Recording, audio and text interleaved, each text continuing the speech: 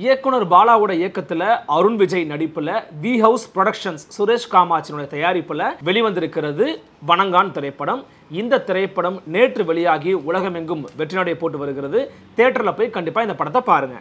ஒருத்தருக்கு நியாய தர்மம்னு ஒன்று இருக்கும். அனைவருக்கும் இனிய புத்தாண்டு நல்வாழ்த்துக்கள். சென்னை 48வது புத்தக கண்காட்சி டிசம்பர் மாதம் 27ஆம் தேதி தொடங்கி நடைபெற்று வருகிறது. இந்த புத்தாண்டில் உங்களை அன்போடு புத்தக கண்காட்சிக்கு அழைக்கின்றோம். எண் 117 9வது வரிசை திருவள்ளூர் பாதையில் சிந்தனை அரங்கம் அமைத்துள்ளது. தமிழ் தேசியம், சூழலியல், பண்பாடு, கலாச்சாரம், மருத்துவம் மற்றும் பல்வேறு விதமான தலைப்புகளில் புத்தகங்களை காட்சிப்படுத்தியிருக்கிறோம். உங்கள் அனைவரையும் அன்போடு அழைக்கின்றோம். இந்த புத்தாண்டை புத்தகங்கள் தொடங்குவோம். அனைவரையும் அழைக்கின்றோம். நன்றி, வணக்கம். MRL Realties Nature's Enclave Coastal Heaven Theme Based Resort Villa Plots ECR மாதம் 10,000 வரை assured rental income lifetime free stay at resort 30க்கும் மேற்பட்ட வசதிகளுடன் call 99628888. திருக்குறளிலே ஒரு குறள் உண்டு. அகனமர்ந்து ஈதலின் நன்றே முகனமர்ந்து இன்சொலன் ஆகப்பெறின் என்று. உள்ளம் மகிழ்ந்து கொடுக்கும் பொருளுதவியை விடவும் முகம் மலர்ந்து சொல்லும் இனிமையான வார்த்தை சிறந்தது என்று. துவண்டிருக்கும் எல்லா மனங்களும் கேட்க எங்கும் உயிர்ப்பிக்கக்கூடிய வார்த்தையை பல மனங்களில், குறிப்பாக பல இளைஞர்களுடைய மனதில் விதைத்து தன்னம்பிக்கை தந்த இளைஞர்களின் ஆதர்சன நாயகனாக விளங்கும் ஆளுமை. ஒரு நாணயத்திற்கு இரு பக்கங்கள் போல் இவரின் மறுபக்கத்தை புத்தகங்களால் நிறைந்திருக்கும் என்று சொல்கிற அளவுக்கு புத்தகங்களை நேசிப்பவர். நாகப்பட்டினத்தில் தொடங்கிய அவரது பணி தொடர்ந்து செய்தித்துறை, சுற்றுலாத்துறை, தொழில் முனைவோர் மேம்பாடு என பல்வேறு துறைகளில் பொறுப்பை வகித்து அப்பணியை திறம்பட செய்தவர். சாமானியர்கள் எளிதில் அணுகக்கூடிய அவர்களின் வாழ்க்கை மேம்பாட்டிற்காக அக்கறை கொண்ட ஆட்சியராக இருந்தவர். சாகாவரம், அவ்வுலகம், போர் தொழில் பழகு, உள்ளொளி பயணம் என 100க்கும் மேற்பட்ட நூல்களை எழுதி இலக்கியத்தில் தனக்கென தனித்துவமான ஒரு இடத்தை உருவாக்கியவர். திரு வே. இறையன்பு IAS தமிழ்நாடு தலைமை செயலாளர் ஓய்வு அவர்களை சிறப்புரையாற்ற வருமாறு அன்புடன் அழைக்கிறோம். நிம்மதி ப்ராப்பர்ட்டி மேனேஜ்மெண்ட். கான்டாக்ட் 7667008999. இந்த சிந்தனை அரங்கத்தில் வரவேற்புரை நல்கிய திரு சாதிக் பாஷா அவர்களே, இனிக்கும் இல்லறம் என்கிற தலைப்பில் இலக்கியங்களிலிருந்து மேற்கோள் காட்டி சங்க இலக்கியத்திலிருந்து செய்திகளை சொல்லி இனிக்கும் இல்லறம் என்பது சங்க காலத்தோடு நின்றுவிட்டதை போன்ற ஓர் உணர்வை ஏற்படுத்தி சென்ற நண்பர் சுந்தர ஆவுடைப்பன் அவர்களே, நன்றியுரை வழங்க இருக்கின்ற திரு சங்கர் அவர்களே, பப்பாசியினுடைய தலைவர் திரு கவிதா சொக்கலிங்கம் அவர்களே, செயலாளர் திரு முருகன் அவர்களே, இந்த நிகழ்வில் வருகை புரிந்திருக்கின்ற ஓய்வு பெற்ற மூத்த இந்திய ஆட்சிப்பணி அதிகாரி, சிங்கத்தை போல கர்ஜிக்கின்ற ஆற்றல் பெற்ற திரு அசோக் வர்தன் செட்டி அவர்களே, ஓய்வு பெற்ற காவல்துறை கூடுதல் இயக்குநராக பணியாற்றிய திரு ராமநாதன் அவர்களே, ஓய்வு பெற்ற துணைவேந்தர் முனைவர் சாதிக் அவர்களே, SSLF நிறுவனத்தினுடைய தலைவர் திரு சக்திவேல் அவர்களே, திரு காதர் பாஷா அவர்களே, திரு ஜெயராமன் அவர்களே, மதிப்பிற்குரிய மருத்துவர் திரு சிவகடாட்சியம் அவர்களே, அவருடைய துணைவியார் அவர்களே, மதிப்பிற்குரிய மருத்துவர் சாமுண்டி சங்கரி அவர்களே, ஓய்வு பெற்ற மனித உரிமை ஆணையத்தினுடைய உறுப்பினராக பணியாற்றிய முனைவர் மோகன்தாஸ் அவர்களே, அரங்கத்தில் அமர்ந்திருக்கின்ற ஆன்றோர்களே, பேராசிரியர் முனைவர் ராமன் அவர்களே மற்றும் முனைவர் அப்துல் காதர் அவர்களே, செந்தூர் பாரி அவர்களே, சொல்லிக்கொண்டே போனால் 1 மணி நேரம் ஆகிவிடும் என்பதால் இத்துடன் நிறுத்தி கொண்டு, இந்த அரங்கமே நிரம்பி இருக்கின்ற அளவிற்கு பல்வேறு பகுதிகளிலிருந்து வந்திருக்கின்ற நண்பர்களே, மருத்துவர் மகுடமுடி அவர்களே, பாவலர் அறிவுமதி அவர்களே, உங்கள் அனைவருக்கும் என்னுடைய அன்பான வணக்கங்களை தெரிவித்துக் கொள்கிறேன்.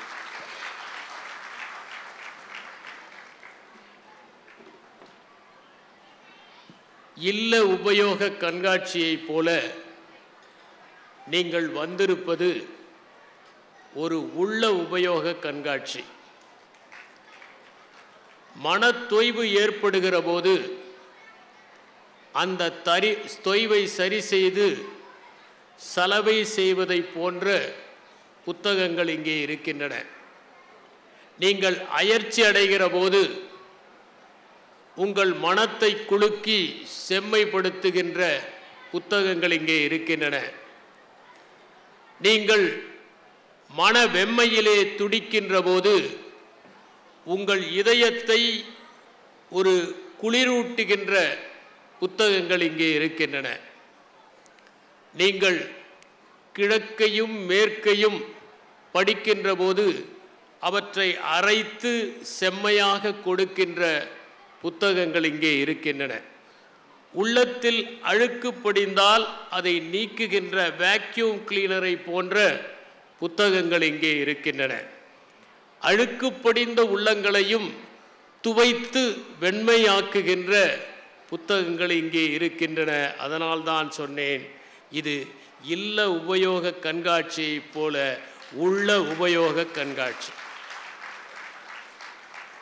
புத்தகங்களை வாசிக்கின்ற போது அது முதலாவதாக நமக்கு ஓர் ஆர்வத்தை ஏற்படுத்துகின்றது.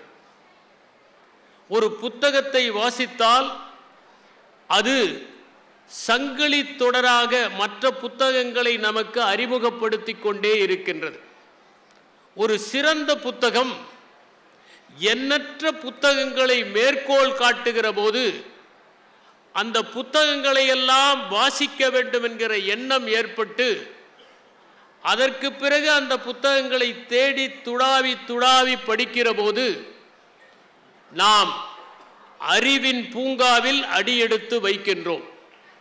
உதாரணமாக ராபர்ட் கிரீன் எழுதிய 48 Laws of Power என்கிற புத்தகத்தில் அவர் என்னென்ன புத்தகங்களை எல்லாம் மேற்கோள் காட்டினார் என்பதை படித்து அந்த புத்தகங்களை எல்லாம் நான் திரட்டத் தொடங்கினேன்.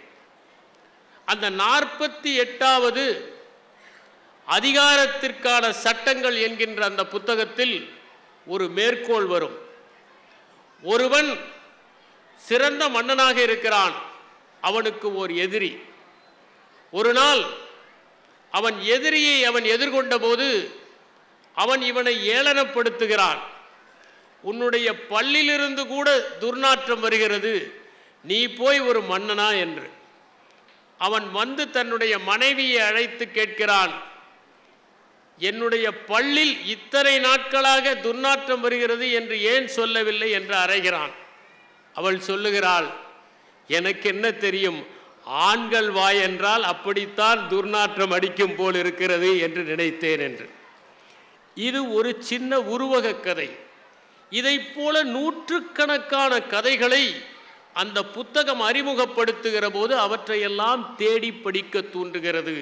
ஒரு புத்தகம் படிக்கிற ஆர்வத்தை தூண்டி பல புத்தகங்களை வாசிக்க வைக்கும்.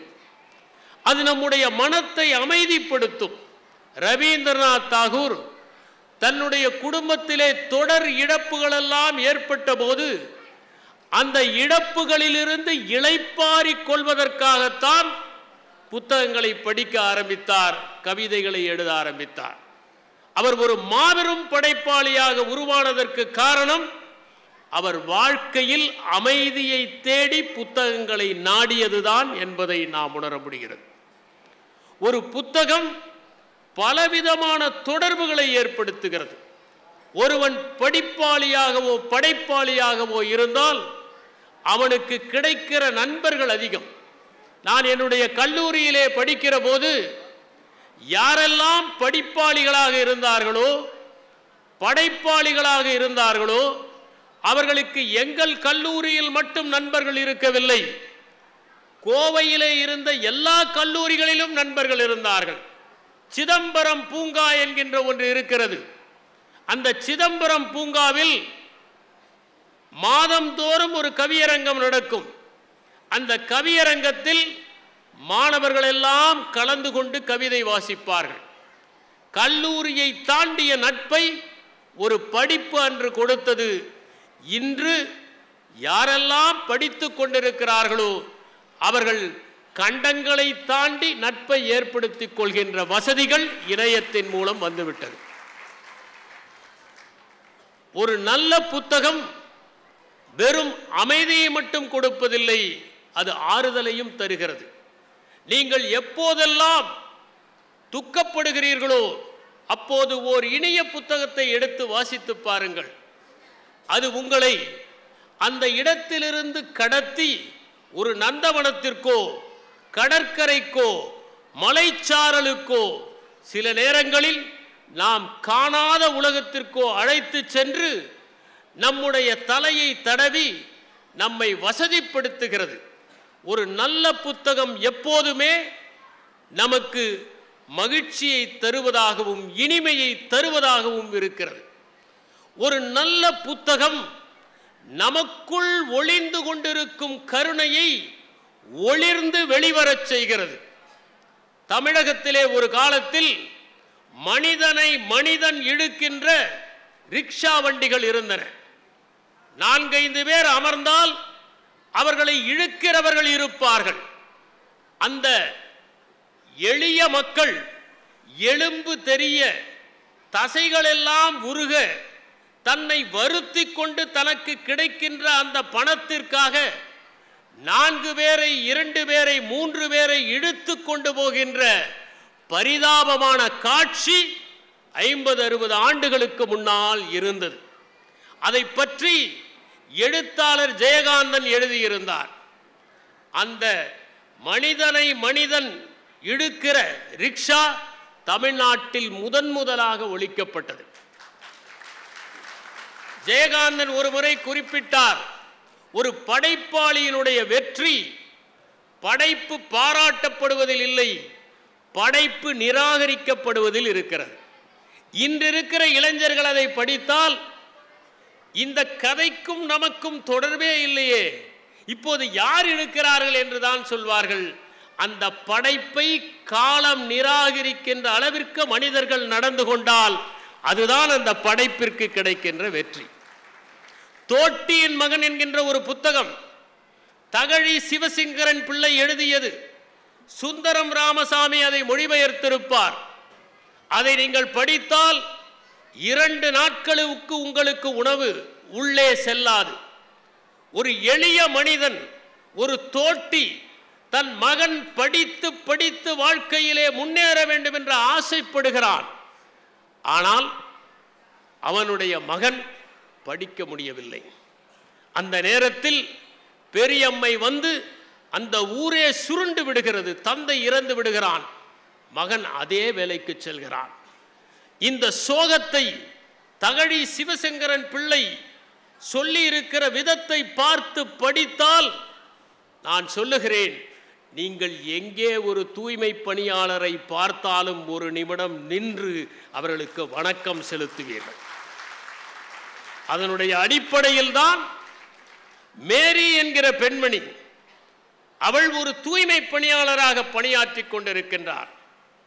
அந்த தூய்மை பணியாளர் ஒரு நாள் தூய்மை பணியை செய்கிற போது ஒரு தங்க கட்டியை காண்கிறார்.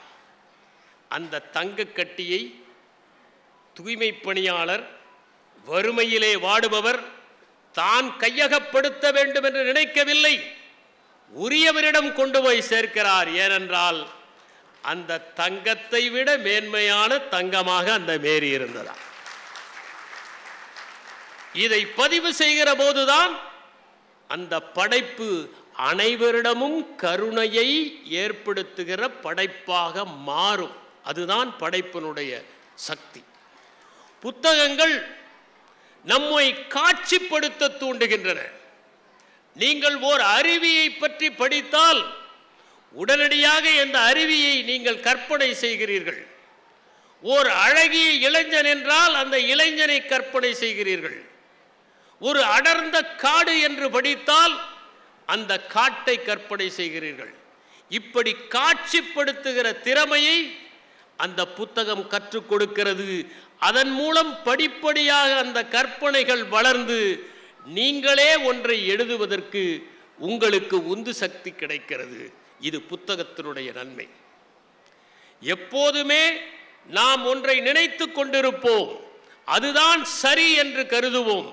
அதற்கு மறுபக்கத்தையும் நமக்கு சுட்டி காட்டுவதாக புத்தகங்கள் இருக்கின்றன. இப்படி புத்தகங்கள் தருகிற பயன்கள் ஏராளம். படிப்பவர்களை தூண்ட வேண்டும், படிப்பவர்கள் புத்தகங்களை வாங்க வேண்டும். வீடுகளை புத்தகங்களால் அலங்கரிக்கும் போதுதான் அது அழகான இல்லமாக மாறுகிறது என்கிற அடிப்படையில் புத்தக கண்காட்சிகளை எல்லா மாவட்டங்களிலும் நடத்தி வருகின்ற இந்த அமைப்புக்கு நான் என்னுடைய பாராட்டுகளை தெரிவித்துக் கொண்டு, பொங்கலுக்கு நீங்கள் கரும்பையும் பொங்கல் பானையையும் வாங்குவதைப் போல புத்தகங்களையும் வாங்கி செல்லுங்கள். ஏனென்றால் அது உங்களுக்கு மகிழ்ச்சியை நிரந்தரமாக பொங்க வைக்கும் என்கிற கருத்தையும் தெரிவித்துக் கொள்கின்றேன். இப்போது மனமுறிவும் என்கிற தலைப்புக்கு வருகிறேன். என்னிடம் ஒருவர் கேட்டார், மனமுறிவு என்று கேட்கிறீர்களே, பேசப்போகிறீர்களே, இரண்டுக்கும் என்ன பொதுத்தன்மை என்றார். இரண்டுக்கும் சுழி சரியாக இருக்க வேண்டும் என்று நான் சொன்னேன். அண்மையிலே தினத்தந்தி நாளிதழிலே தலைப்பு செய்தி ஒன்றை படித்தேன். தமிழ்நாட்டில் மனமுறிவு ஏற்படுகிற நிகழ்வுகள் கடந்த 10 ஆண்டுகளில் 3 மடங்காக அதிகரித்திருக்கின்றன. குடும்ப நல நீதிமன்றங்களில் 33,000 வழக்குகள் தேங்கி இருக்கின்றன. அதிலும் சென்னையில் 2014ஆம் ஆண்டு 2000க்கும் குறைவான வழக்குகள் தான் இருந்தன. இப்போது அது 5000ற்கு மேல் அதிகமாகிவிட்டது என்கின்ற குறிப்பு இருந்தது. இந்த குடும்ப நல நீதிமன்றங்களில் நாளுக்கு நாள் விவாகரத்து கேட்டு வழக்குகள் பதிவு செய்யப்படுகின்ற எண்ணிக்கை அதிகரித்து கொண்டே இருக்கிறது என்பதை அந்த நாளிதழ் தலைப்புச் செய்தியாக வெளியிட்டிருந்தது. உலகத்திலேயே அதிகமான மனமுறிவுகள் நடக்கின்ற நாடு மாலத்தீவு. அங்கு 1000ற்கு 5.5, ரஷ்யாவிலே 3.1, அமெரிக்க ஐக்கிய நாடுகளில் 2.2.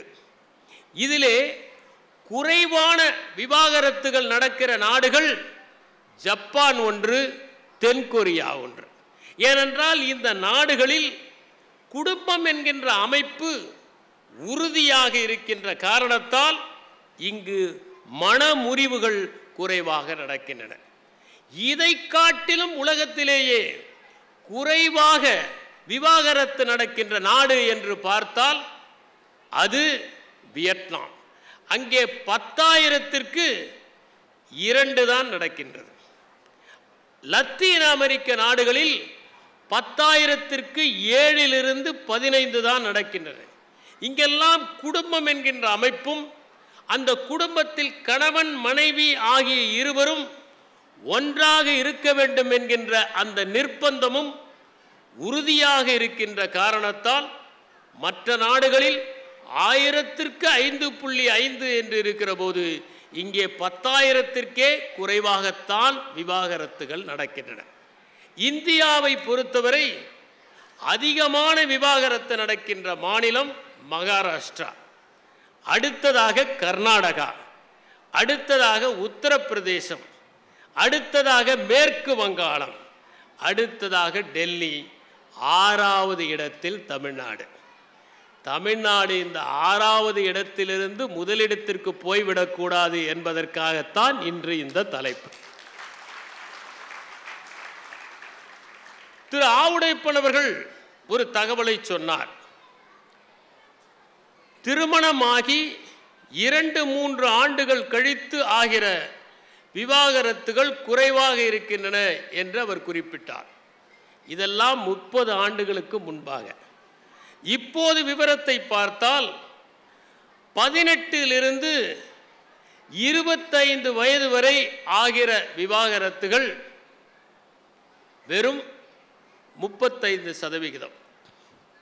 ஆனால் 25 35 வயது வரை ஆகிற விவாகரத்துகளின் சதவிகிதம் 50. 50க்கு பிறகு 15% குறைந்து இருக்கிறது. எனவே அதிகமாவது 25 வயதிலிருந்து 35 வயது வரை தான் 50% விவாகரத்துகள் அந்த சமயத்தில் தான் நடக்கின்றன. அரசியல் செய்திகளை முதல் பக்கத்தில் வெளியிடாமல் சமூகத்தின் பிரச்சனையாக இருக்கின்ற இந்த விவாகரத்துகளை பற்றி ஒரு நாளிதழ் வெளியிட்டிருப்பது பாராட்டுதற்குரியது, மக்களின் கவனத்தை ஈர்ப்பது. திருமணத்தை பொறுத்தவரை இன்று ஒரு கவிதை நினைவுக்கு வருகிறது. கல்யாண மண்டபங்களை பொறுத்தவரை இந்தியா பணக்கார நாடுதான், ஆனால் முதலிரவிலேயே அது ஏழையாகி விடுகிறது என்பதுதான். திருமணத்தை ஆடம்பரமாக நடத்துகிறார்கள். 5000 பேரை அழைத்து தங்களுடைய அந்தஸ்தை காட்ட வேண்டும் என்று விரும்புகிறார்கள். பலரும் வருவதை பார்த்து பரவசப்படுகிறார்கள். உறவினர்களை நண்பர்களை அழைப்பதோடு இல்லை, ஒரு முறை பார்த்தவர்களையும் அழைக்கிறார்கள். அங்கே திருப்பதியை விட நீளமான வரிசை இருக்கிறது. அதிலே முட்டி மோதி மணமகன் மணமகள் தரிசனத்தை பெறுவது என்பது சிரமமாக இருக்கிறது. அருகில் செல்வது எல்லாம் ஒரு புகைப்படத்திற்கு செயற்கை புன்னகையை உதிர்ப்பதற்காகத்தான். அங்கே யாரும் வாழ்த்துவதும் இல்லை, யாரும் வாழ்த்தை கேட்பதும் இல்லை. புகைப்படம் எடுத்ததும் நம் பணி முடிந்து விட்டது. அங்கே பரிமாறப்படுகிற உணவு பதார்த்தங்கள் தொடர்பற்றதாக இருக்கின்றன. வட இந்திய உணவுகள், திடீரென தென்னிந்திய உணவுகள், திடீரென வெளிநாட்டு உணவுகள் என்று இலையிலே வரிசையாக வைத்துக்கொண்டே போகிறார்கள், யந்திரமயமாக. அவற்றில் வீணாபவை அதிகம். ஒரு திருமணம் நடத்துகிற பணத்தில் தமிழ்நாட்டில் 3 திருமணங்கள் நடத்தி விடலாம். அவ்வளவு விரயம் உணவில் மட்டும் ஆகிறது. அப்படி அவர்கள் நடத்துகின்ற திருமணம் 60 லட்சம் 70 லட்சம் ரூபாய் செலவு செய்து நடத்தப்படுகிறது. ஆனால் அடுத்த மாதமே அந்த திருமணம் முறிந்து விடுகிற நிகழ்வுகளை நான் கண்ணெதிரே பார்த்திருக்கிறேன். அந்த பெற்றோருக்கு எவ்வளவு பெரிய வேதனை இருக்கும், எவ்வளவு செலவு செய்து நாம் இந்த திருமணத்தை நடத்தினோம், இது முறிந்து விட்டதே என்கின்ற வருத்தமும் வேதனையும் கவலையும் கண்ணீரும் அவர்கள் இதயத்தை பிழிந்து விடாதா என்பதை சிந்தித்து பார்க்க வேண்டும். இன்றைய இளம் தலைமுறையினர் திருமணம் என்பது தங்களுடைய வாழ்க்கையில் மட்டுமல்ல, இந்த சமுதாய நிகழ்வுகளிலேயே ஓர் முக்கியமானது என்பதை உணர்ந்து கொள்ள வேண்டும். குடும்பம் என்கிற அமைப்பு எளிதிலே வந்துவிடவில்லை. லூயி மார்கன் என்பவர் ஏன்ஷியன் சொசைட்டி என்கிற ஒரு புத்தகத்தை எழுதியிருக்கிறார். அந்த புத்தகத்தில் எப்படி திருமணங்கள் நடந்தன என்பதை அவர் விளக்குகிறார். முதலாவதாக கான்சங்கோனஸ் மேரேஜ், புனாலுவன் ஃபேமிலி, சிண்டஸ்மியன் ஃபேமிலி, மோனோகமி என்று அவர் சொல்லுகிறார். இரத்த சம்பந்தமான திருமணங்களிலிருந்து ஒருவனுக்கு ஒருத்தி என்கின்ற உறவு முறை படிப்படியாக வளர்ந்து வந்தது என்பதை லூயி மார்கன் அவருடைய நூலிலே குறிப்பிடுகிறார். அந்த நூலினுடைய அடிப்படையில் அதை விளக்கி சொல்லுகின்ற விதத்தில் ஏங்கல்ஸ் எழுதிய நூல்தான் குடும்பம், தனிச்சொத்து, அரசு ஆகியவற்றின் தோற்றம் என்கின்ற அந்த நூல். இந்த நூலை வைத்துத்தான் வால்காவிலிருந்து கங்கை வரை என்கின்ற அந்த அற்புதமான நூலை ராகுல் சாங்கித்ரியாயன் எழுதினார். ஒரு காலத்திலே மனிதன் கூட்டமாக இருந்தான், தாய்வழி சமூகமாக இருந்தது, உறவு முறைகள் தாறுமாறாக இருந்தன. கூட்டமாக இருந்த ஒரு சமுதாயம் குடும்பமாக மாறியதுதான் பரிணாம வளர்ச்சியினுடைய உச்சம். Sex for fun for preserving the germ plasm என்கிற ஒரு புத்தகத்தை ஜாரிட் டைமண்ட் என்பவர் எழுதியிருக்கிறார். அதிலே அவர் ஒருவனுக்கு ஒருத்தி என்கின்ற அந்த தத்துவம் எப்படி வந்தது என்பதை விளக்குகிற அதே நேரத்தில் ஒன்றை குறிப்பிட்டு சொல்லுகிறார். மனிதர்களில் மட்டும்தான் பெண்கள் குழந்தைகளை அதிகமாக பார்த்து கொள்கிறார்கள் என்பது இல்லை, அது சில விலங்கினங்களிலும் உண்டு. சாண்ட் பைப்பர் என்கிற ஒரு பறவை இருக்கிறது. அதிலே பெண் பறவை முட்டையிட்டு சென்றுவிடும், ஆண் பறவை தான் அடைகாக்கும். எம்பரர் பெங்குவின் என்கிற ஒன்று இருக்கிறது, அதிலே ஆண் பறவை தான் அடைகாக்கும். நெருப்பு கோழிகள் பெண் பறவை முட்டையிட்டு சென்றுவிடும், ஆண் பறவை தான் அடைகாக்கும். கடற்குதிரைகளிலே வயிற்றில் ஒரு பை இருக்கும், அதிலே முட்டைகளை வைத்து அடைகாத்து குஞ்சு பொரிப்பது அந்த கடற்குதிரைகளில் ஆண் குதிரைகள் தான். டார்வின் தவளை என்கின்ற ஒன்று இருக்கிறது, அது தலைப்பிரட்டைகள் பெரிதாகிற வரை தன்னுடைய வாயிலே வைத்து பாதுகாக்கும். குரங்குகளில் சில வகைகளில் ஆண் குரங்குகள் பெண் குரங்குகளை விட குட்டிகளை அதிகம் பாதுகாக்கும். இது எதனால் ஏற்படுகிறது என்பதை ஜாரிட் டைமண்ட் சொல்லுகிற போது, ஒரு மனிதன் தன்னுடைய மரபு கூறை காப்பாற்ற வேண்டும் என்று விரும்புகிறான். ஒருவன் தன் குழந்தையை ஆபத்திலிருந்து பாதுகாப்பது என்பது பாசத்தினால் அல்ல, மரபு கூறை காப்பாற்றுவதற்காக. தன் இனத்தை சார்ந்தவன் யாராவது நெருப்பிலே மாட்டிக்கொண்டால் அவனை தப்புவிக்க முயற்சி செய்வது அந்த மரபுக்கூறு தொடர்பாகத்தான் என்று ஜாரிட் டைமண்ட் சொல்லுகிறார். இந்த சாண்ட் பைப்பரை பொறுத்தவரை அந்த பெண் பறவை 4 முட்டைகள் தான் இடும். எனவே தன்னுடைய இனத்தை பாதுகாக்க வேண்டும் என்பதற்காக அந்த ஆண் பறவை அடைகாக்கிற வேலையை செய்கிறது, பெண் பறவை சுற்றித் திரிகிறது. இப்படி இனங்களில் தன்னுடைய மரபு கூரை காப்பாற்ற வேண்டும் என்கின்ற எண்ணம் இருக்கிறது என்று ஜாரிட் டைமண்ட் சொல்லுகிறார். மனிதன் மட்டும் குடும்பம் என்கின்ற அமைப்பை உறுதியாக வைத்திருப்பதற்கு என்ன காரணம் என்பதை த ஹியூமன் அனிமல் என்கிற புத்தகத்தில் டெஸ்மண்ட் மாரிஸ் குறிப்பிடுகிறார். மற்ற விலங்குகள் எல்லாம் குட்டி போட்டால் உடனடியாக அது தனித்து இயங்க ஆரம்பித்து விடுகிறது. ஒரு குதிரை குட்டி போட்டால் அடுத்த நிமிடமே அது ஓட ஆரம்பித்து விடுகிறது.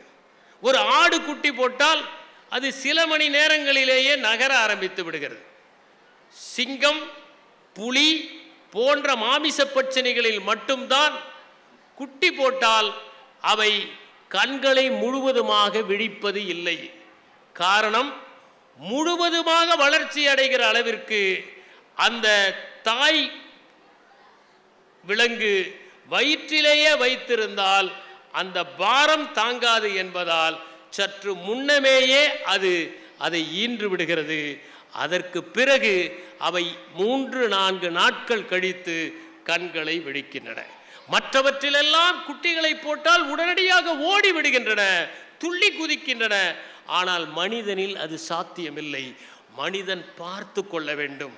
மற்றவையெல்லாம் வந்து தாக்காதவாறு அணைத்து அரவணைத்து பாலூட்டி வளர்க்க வேண்டும். இதிலே பெண் ஒருத்தி குழந்தையை பார்த்து கொண்டிருந்தால் உணவை தேடுகிற பணியை ஆண் செய்ய வேண்டும் என்பதற்காகத்தான் இருவரும் குடும்பம் என்கின்ற அமைப்பில் சிக்கிக் கொண்டார்கள் என்கின்ற கருத்தை டெஸ்மண்ட் மாரிஸ் தெரிவிக்கிறார். அதில் அவர் ஒரு கருத்தை குறிப்பிடுகிறார், மிக நேர்த்தியான ஒரு கருத்து. ஓர் ஆணும் பெண்ணும் பாடினால் பெண்ணுடைய குரல் தான் எடுப்பாக இருக்கும், ஆணுடைய குரல் மங்கி போய்விடும். காரணம், பெண்ணுடைய குரலுக்குத்தான் ஃப்ரீக்குவன்சி அதிகம், ஆணுடைய குரலுக்கு வேவ் லென்த் அதிகம். அதனால்தான் நீங்கள் ஒரு ஆணும் பெண்ணும் டூயட் பாடுகிற போது பெண்ணுடைய குரல் தூக்கலாக இருக்கிறது. ஒருவர் மட்டுமே விதிவிலக்கு, அது சீர்காழி கோவிந்தராஜர்.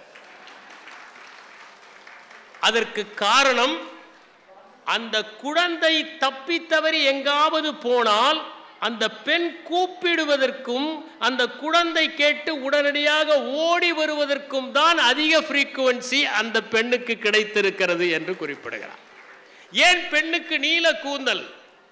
தொடக்கத்திலே நீரிலே நீந்துகிற போது தன் குழந்தையும் வைத்துக்கொண்டு நீந்துகிற போது தலைமுடியை பிடித்து கொண்டு அந்த குழந்தை பாதுகாப்பாக நீந்தும் என்கிற காரணத்திற்காகத்தான் அது ஏற்பட்டது என்கிற கருத்தை டெஸ்மண்ட் மாரிஸ் த ஹியூமன் ஏப் என்கிற புத்தகத்தில் குறிப்பிடுகிறார்.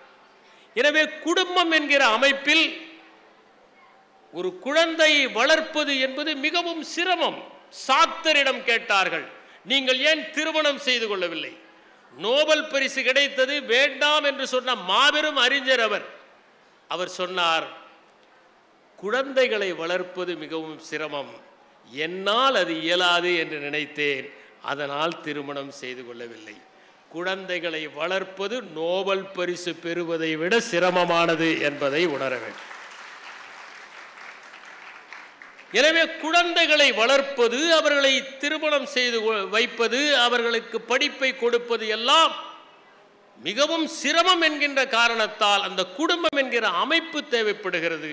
அந்த குடும்பம் என்கின்ற அமைப்பு இந்த சமுதாயத்திற்கே தேவை. ஏனென்றால் குடும்பம் என்கின்ற அமைப்பு சிதைந்தால் சமுதாயம் சிதைந்து போய்விடும், சிதறி போய்விடும் என்பதால் இந்த மனமுறிவு என்பது ஒரு தனிப்பட்ட நிகழ்வு மட்டுமல்ல, அது சமுதாயம் சார்ந்த ஒரு தொடர்பு என்பதை நாம் புரிந்து கொள்ள வேண்டும். குடும்பம் என்கின்ற ஒன்றை பற்றி நாம் பேசுகிற போது கிழக்குக்கும் மேற்குக்கும் சில வேறுபாடுகள் இருக்கின்றன. ரூடியார்ட் கிப்ளிங் என்பவர் எழுதினார், கிழக்கு கிழக்குதான், மேற்கு மேற்குதான், இரண்டையும் ஒருபோதும் இணைக்க முடியாது என்று சொன்னார். நண்பர் திரு ஷெட்டி அவர்கள் எனக்கு கல்ச்சர் அண்ட் ஆர்கனைசேஷன் என்கின்ற புத்தகத்தை அவசியம் நான் வாசிக்க வேண்டும் என்று சொன்னார். அதை நான் வாங்கி படித்தேன். கீட் ஹெஸ்டடே எழுதிய புத்தகம் அது அற்புதமான புத்தகம். அதிலே கிழக்குக்கும் மேற்குக்கும் இருக்கின்ற 3 வேறுபாடுகளை சொல்லுகிறார்.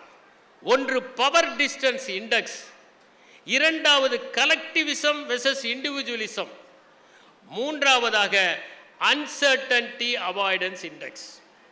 பவர் டிஸ்டன்ஸ் இண்டெக்ஸ் என்றால் ஒரு தந்தைக்கும் மகனுக்கும் இருக்கிற இடைவெளி மேற்கை விட கிழக்கில் அதிகம். ஒரு மேலாளருக்கும் பணியாளருக்கும் இடையே இருக்கிற இடைவெளி கிழக்கை விட மேற்கில் குறைவு. நாம் பார்க்கலாம், ஒரு வட்டாட்சியர் கோட்டாட்சியரை பார்த்து வணக்கம் செய்தால் சற்று குறைவாக தலையை குனிவார். மாவட்ட ஆட்சியரை பார்த்து வணக்கம் செய்தால் இன்னும் கொஞ்சம் அதிகமாக வளைவார்.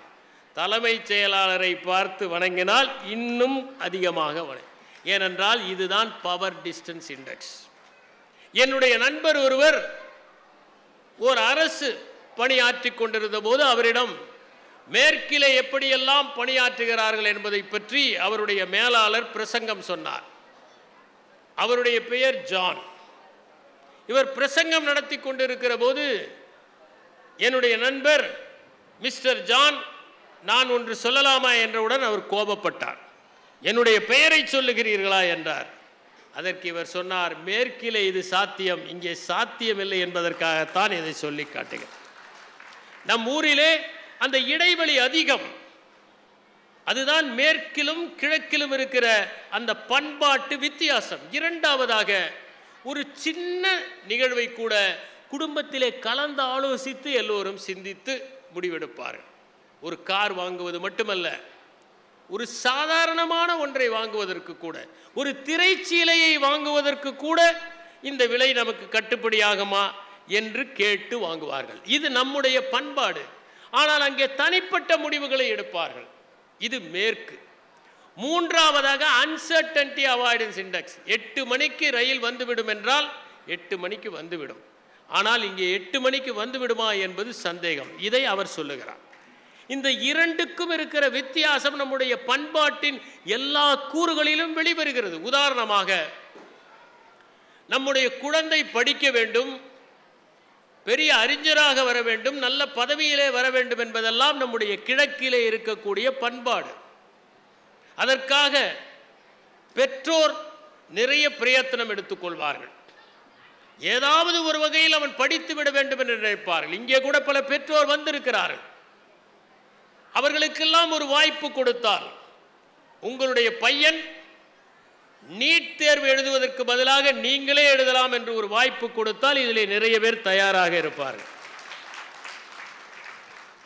எப்படியாவது மகனை படிக்க வைத்து விட வேண்டும், அவனுடைய வெற்றி தான் நம்முடைய வெற்றி என்று பெற்றோர் கருதுகிறார்கள். அதனால் இவர்களும் விடிய விடிய படிக்கிறார்கள், இவர்களும் பாடங்களை தெரிந்து கொள்கிறார்கள். ஆனால் மேற்கிலே அப்படி இல்லை. ஒரு வயது வரை உன்னை படிக்க வைப்பேன், அதற்கு பிறகு உன்னுடைய பொறுப்பு. நான் சில வெளிநாடுகளுக்கு போயிருக்கிறேன். திரு ஷெட்டி அவர்களைப் போல உலகத்தையே நான் பார்த்தது இல்லை. அவர் இப்போதுதான் வெளிநாடுகள் எல்லாம் சென்று விட்டு வந்தார். நான் சென்ற நாடுகளில் கூட காலை வேளையில் உணவகங்களில் இளைஞர்கள் வந்து பரிமாறுகிற பணியை செய்வதை பார்த்தேன். அவர்களெல்லாம் கல்லூரியில் படிப்பவர்கள். அவர்களுக்கு கட்டணத்தை பெற்றோர் கட்ட மாட்டார்கள், அவர்கள் உழைத்துத்தான் கட்ட வேண்டும். இல்லை என்றால் யாராவது அவர்களுடைய படிப்பை தாங்களே முன்வந்து ஏற்றுக்கொள்ள வேண்டும். ஆனால் நம்ம ஊரிலே அப்படி இல்லை. 30 வயது ஆன ஒரு மகனை தந்தை கூட்டிக் கொண்டு வருகிறார். எப்படி குடிமைப்பணி தேர்வு எழுதுவது என்று சொல்லிக் கொடுங்கள் என்று. தனியாக விடுவதற்கு அவர் தயாராக இல்லை.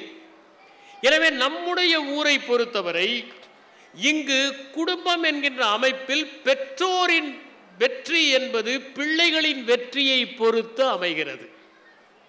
அமர் என்கிற ஒரு படம், பிரெஞ்சு திரைப்படம். கணவன் மனைவி தனியாக இருக்கிறார்கள், வயதானவர்கள். கணவனுடைய பெயர் ஜார்ஜ், மனைவியுடைய பெயர் ஆனி. அந்த ஆனிக்கு வயதான காலத்தில் திடீரென பக்கவாதம் வந்து விடுகிறது. படாத பாடுபடுகிறாள், எழுந்து நடக்க முடியவில்லை. உதவிக்கு ஒரு மகன் இருக்கிறான், ஒரு நாள் வந்து விட்டு ஓடி விடுகிறான். அவனுடைய பிரச்சனையே அவனுக்கு. இவர் பார்த்து கொள்ளுகிறார், இவராலும் முடியவில்லை, இவருக்கும் தள்ளாமை. ஏனென்றால் அந்த பெண்மணியை விட இவருக்கு வயது அதிகம். கடுமையான உழைப்பில் அந்த பெண்ணை பார்த்து கொள்ளுகிறார், அவரால் முடியவில்லை. அவள் படுகிற வேதனை சகித்து கொள்ள முடியவில்லை. ஒரு நாள் தலையணையை வைத்து அந்த பெண்ணுடைய மூச்சை நிறுத்தி விடுகிறார். இதுதான் அமர் என்கிற அந்த படம். அதற்கு பிறகு ஜார்ஜ் அங்கிருந்து போகிறார். அவர் என்ன ஆகிறார் என்று படம் காண்பிக்கவில்லை. ஜார்ஜும் தற்கொலை செய்து கொண்டார் என்பதை சூசகமாக அந்த அமர் என்கிற படம் தெரிவிக்கின்றது. தமிழிலே இதோடு வந்த ஒரு சிறுகதையை ஒப்பிடலாம் என்று கருதுகிறேன். புதுமை பித்தன் எழுதிய செல்லம்மாள் என்கிற அந்த கதை. அந்த கதையை உலகத்தின் மிகச்சிறந்த காதல் கதை என்று சுந்தர ராமசாமி குறிப்பிடுகிறார். அந்த செல்லம்மாவிலே வயதான ஒரு பெண்மணி, மகன்கள் இல்லை, மகள்கள் இல்லை. பார்த்து பார்த்து பணிவிடை செய்கிறார். கணவன் நோயாளி, சீக்காளி, இருமுகிறாள், அடிக்கடி உடம்பு பாடாய்ப்படுத்துகிறது. அருகிலிருந்து சுடுதண்ணீர் வைத்து கொடுக்கிறார், கஞ்சி வைத்து கொடுக்கிறார், ஓடுகிறார். அவளுக்கு எல்லா விதமான பணிவிடையும் செய்கிறார். அவளால் முடியவில்லை, மூச்சு தூக்கி தூக்கி போடுகிறது. இப்படி பல நாட்கள் பணிவிடை. ஆனால் பிரியாமல் நீங்காமல் அருகிலேயே இருந்து பணிவிடை செய்கிறாள். ஒரு நாள் அவளுக்கு மூச்சு விட முடியவில்லை. மருத்துவரை அழைத்து வருவதற்காக ஓடுகிறார். திரும்பி வந்து பார்க்கிறார், செல்லம்மாளுடைய அந்த ஆவி பிரிந்து விட்டது. ஒரு நிமிடம் அமைதியாக அமருகிறார். அந்த அமைதியில் 1000 அர்த்தங்கள் உணர்த்தப்படுகின்றன. ஒரு வகையில் இவள் இன்னும் இம்சைக்கு உள்ளாகாமல் போய்விட்டாளே என்கிற ஒரு நிம்மதியும் இருக்கிறது. இதுநாள் வரை தன்னுடைய வாழ்க்கையை அர்த்தப்படுத்தி கொண்டிருந்த ஓர் உயிரும் போய்விட்டதே என்கின்ற சோகமும் அதிலே இருக்கிறது. அற்புதமான கதை அது. இதுதான் கிழக்கு. அமர் என்பது மேற்கு, செல்லம்மாள் என்பது கிழக்கு. இரண்டுக்குமான வேறுபாடு. நான் சில வயதான தம்பதிகளை பார்த்திருக்கிறேன். 40 வயது வருடம் 50 வருடம் எல்லாம் ஒன்றாக வாழ்ந்திருப்பார்கள். கணவனை பார்த்தால் மனைவியைப் போலவே தெரிவார், மனைவியும் கணவனும் சகோதர சகோதரிகளைப் போல தென்படுவார்கள். அவர்கள் எண்ணங்கள் அவர்களுடைய தோற்றங்களை கூட மாற்றி விடுகின்றன. அவர்களை தனித்தனியாக கேட்டால் கூட ஒரே பதிலை சொல்வார்கள். ஏனென்றால் அப்படி ஒன்றிய ஒரு வாழ்க்கையை அவர்கள் வாழ்ந்திருப்பார்கள். வயதான காலத்தில்தான் கணவன் என்கின்ற அந்த துணை தேவைப்படுகிறது, மனைவி என்பவளுடைய சமீபம் தேவைப்படுகிறது. அதற்காகத்தான் இந்த ஒட்டுமொத்த வாழ்க்கையும் இளமையிலே ஒன்றாக வாழ்வதற்காக அல்ல, வயோதிகத்தில் ஒன்றாக வாழ்வதற்காக, ஒருவருக்கொருவர் துணையாக இருப்பதற்காக, படருகின்ற மரமாக, பற்றுகின்ற ஒரு பிடிப்பாக, தவழுகின்ற ஓர் இடமாக இருப்பதற்காகத்தான் அந்த தாம்பத்தியம் என்பதை இந்த சம்பவங்கள் எல்லாம் சுட்டி காட்டுகிறது. என்னுடைய நண்பர் ஒருவர் மருத்துவமனை வைத்திருக்கிறார். அவருடைய மருத்துவமனையை பார்வையிடச் சென்றேன். அங்கே ஒரு பெண்ணுக்கு மலக்குடலில் புற்றுநோய், குடலே வெளியே இருக்கிறது. அதிலே தினமும் அவள் சாப்பிடுவ கழிவுகள் எல்லாம் தேங்கி விடுகிறது. அந்த கழிவை கணவன்தான் சுத்தப்படுத்துகிறார். நான் கேட்டேன், எத்தனை நாட்களாக நீங்கள் சுத்தப்படுத்துகிறீர்கள்? 7 ஆண்டுகளாக நான் சுத்தப்படுத்துகிறேன். அவருடைய முகத்தில் ஒரு அருவருப்பு இல்லை, சலிப்பு இல்லை, சங்கடம் இல்லை, திருப்தியோடு அதை செய்கிறார். அண்மையிலே நான் என்னுடைய நண்பரை கேட்டேன், அவர்கள் இன்னும் இருக்கிறார்களா? அந்த பெண்மணி இறந்து போய்விட்டாரா? என் நண்பர் சொன்னார், அந்த பெண்மணி இருக்கிறார், கணவன் தான் இறந்து போய்விட்டார். அவர் செய்த சேவையினால் அந்த பெண்மணி உயிரோடு இருக்கிறார். ஆனால் அந்த கணவன் அந்த துக்கத்தை பார்த்து பார்த்து நொந்து நொந்து இறந்து போய்விட்டார். இன்னொரு இடத்திலே நகர முடியாத ஒரு மனைவி, கணவன் ஊட்ட வேண்டும், கவனித்துக் கொள்ள வேண்டும், உடுப்பை மாட்டிவிட வேண்டும், பல் விளக்கி விட வேண்டும், அத்தனை பணிவிடைகளையும் 20 ஆண்டுகளாக செய்தார். மனைவி இறந்து விட்டார். கணவன் என்னிடம் சொன்னார், என்னுடைய வீடு இப்போது தனிமையாக இருக்கிறது, என் வாழ்க்கையில் ஒரு பொருள் இல்லாத மாதிரி தெரிகிறது, என்னுடைய வீட்டிலே அவள் நிறைந்து இருந்தால் இப்போது காணவில்லை, ஒரு வெறுமையை நான் உணர்கிறேன். அதனால் இங்கே வந்திருக்கிற இளைஞர்களுக்கெல்லாம் நான் குறிப்பிட விரும்புவது, இளமையிலே போடுகிற ஆட்டத்திற்காக அல்ல, வயோதிகத்திலே ஏற்படுகிற தள்ளாட்டத்திற்காகத்தான் கணவன் மனைவி என்கிற உறவு. இப்போது விரைவிலேயே திருமணங்கள் விவாகரத்திலே முடிவடைவதை பார்க்கிறோம். அது பெற்றோர் பார்த்து வைக்கிற திருமணங்கள் மட்டுமல்ல, இவர்களாகவே தேடிக்கொள்கின்ற திருமணத்திலும் இவர்கள் சென்று விடுகிறார்கள். அப்படி ஒரு நிலைமையை நாம் பார்க்க முடிகிறது. எனக்கு தெரிந்த ஒருவர் 80 வயதில் விவாகரத்து செய்து கொண்டார். அந்த நீதிபதி கேட்டார், 80 வயதில் உங்களுக்கு எதற்கு விவாகரத்து? அவர் சொன்னார், இதுநாள் வரை எங்கள் குழந்தைகள் வளர்ந்து திருமணம் செய்து கொள்வதற்காக நாங்கள் காத்திருந்தோம், இப்போது நாங்கள் விவாகரத்து செய்து கொள்கிறோம். இன்னொருவர் 70 வயதில் விவாகரத்து செய்து கொண்டார். அவருக்கும் மனைவிக்கும் கருத்து வேறுபாடுகள், சரி பிரிந்து விடலாம் என்று முடிவு செய்தார்கள். இருவரும் ஒரே வாகனத்தில் சென்றார்கள், பதிவு செய்துவிட்டு வந்தார்கள். அதற்கு பிறகு நீதிமன்றத்திலிருந்து அழைப்பாணை வந்தது, இருவரும் ஒரே வாகனத்தில் சென்றார்கள். அந்த அம்மா எனக்கு தாகம் எடுக்கிறது என்று சொன்னார். இவர் ஒரு குளிர்பானம் வாங்கி கொடுத்தார், அவர் குடித்து கொண்டிருந்தார். இதை அங்கே அந்த வழியாக வந்து நீதிபதி பார்த்து விட்டார். அவர் தீர்ப்பு சொல்லும்போது, நீங்கள் இருவரும் மகிழ்ச்சியாகத்தான் இருக்கிறீர்கள், உங்களுக்கு எதற்கு விவாகரத்து என்று சொல்லிவிட்டார். பிறகு அவர்கள் உயர் நீதிமன்றத்திற்கு சென்று அந்த விவாகரத்தை பெற்றார்கள். ஆனால் அதற்கு பிறகும் அவர்கள் ஒருவருக்கொருவர் சந்தித்துக் கொள்வார்கள், பேசுவார்கள். அவருக்கு ஏதாவது துணி வாங்க வேண்டும் என்றால் இவர் வாங்கி கொடுப்பார். அந்த அளவிற்கு அவர்கள் நட்பாக இருந்தார்கள், மிகவும் நட்பாக இருந்தார்கள். எனக்கு மராத்தியிலே ஒரு குறும்படம் ஞாபகத்திற்கு வருகிறது. ஒரு இளைஞனும் அவனுடைய தோழியும் 2.5 ஆண்டுகள் ஒன்றாக இருப்பார்கள். கருத்து வேறுபாடுகள் வந்துவிட்டன, பிரிந்து விடுகிறார்கள். அதற்கு பிறகு ஒரு நாள் அவன் மும்பை வருகிறான். தன்னுடைய தோழி இருப்பது நினைவுக்கு வருகிறது. தொலைபேசியில் அழைக்கிறான். இருவரும் ஒரு நாள் ஒன்றாக திரைப்படம் செல்கிறார்கள், உணவு உண்கிறார்கள், மகிழ்ச்சியாக விளங்குகிறார்கள். இந்த நட்பு அவர்களிடம் நீடிக்கிறது. ஆனால் இன்று இந்த மனமுறிவு நிகழ்கிற போது ஒருவருக்கொருவர் விரோதியாகி விடுகிறார்கள். அவர்கள் மண்ணை வாரி தூற்றிக்கொண்டு பிரிகிறார்கள். இத்தனை நாள் அவர்கள் ஒன்றாக வாழ்ந்ததற்கு சரி பிடிக்கவில்லை, நட்புடனாவது விலகலாம் என்கின்ற எண்ணம் கூட அவர்களுக்கு ஏற்படுவதில்லை. அவர்கள் விரோதிகளாக பிரிகிறார்கள். நான் ஒரு சம்பவத்தை குறிப்பிடுகிறேன். ஒரு பெண்மணி கணவனை விவாகரத்து செய்து விட்டார். அதற்கு பிறகு அந்த பெண்மணி அந்த கணவன் இருக்கிற தெருவிலேயே வந்து இன்னொருவரை திருமணம் செய்து கொண்டு 2 பேரும் மகிழ்ச்சியாக கணவன் முன்னால் தினமும் நடப்பது. நாங்கள் மகிழ்ச்சியாகத்தான் இருக்கிறோம் பார் என்று காட்டிக்கொள்வதற்காக.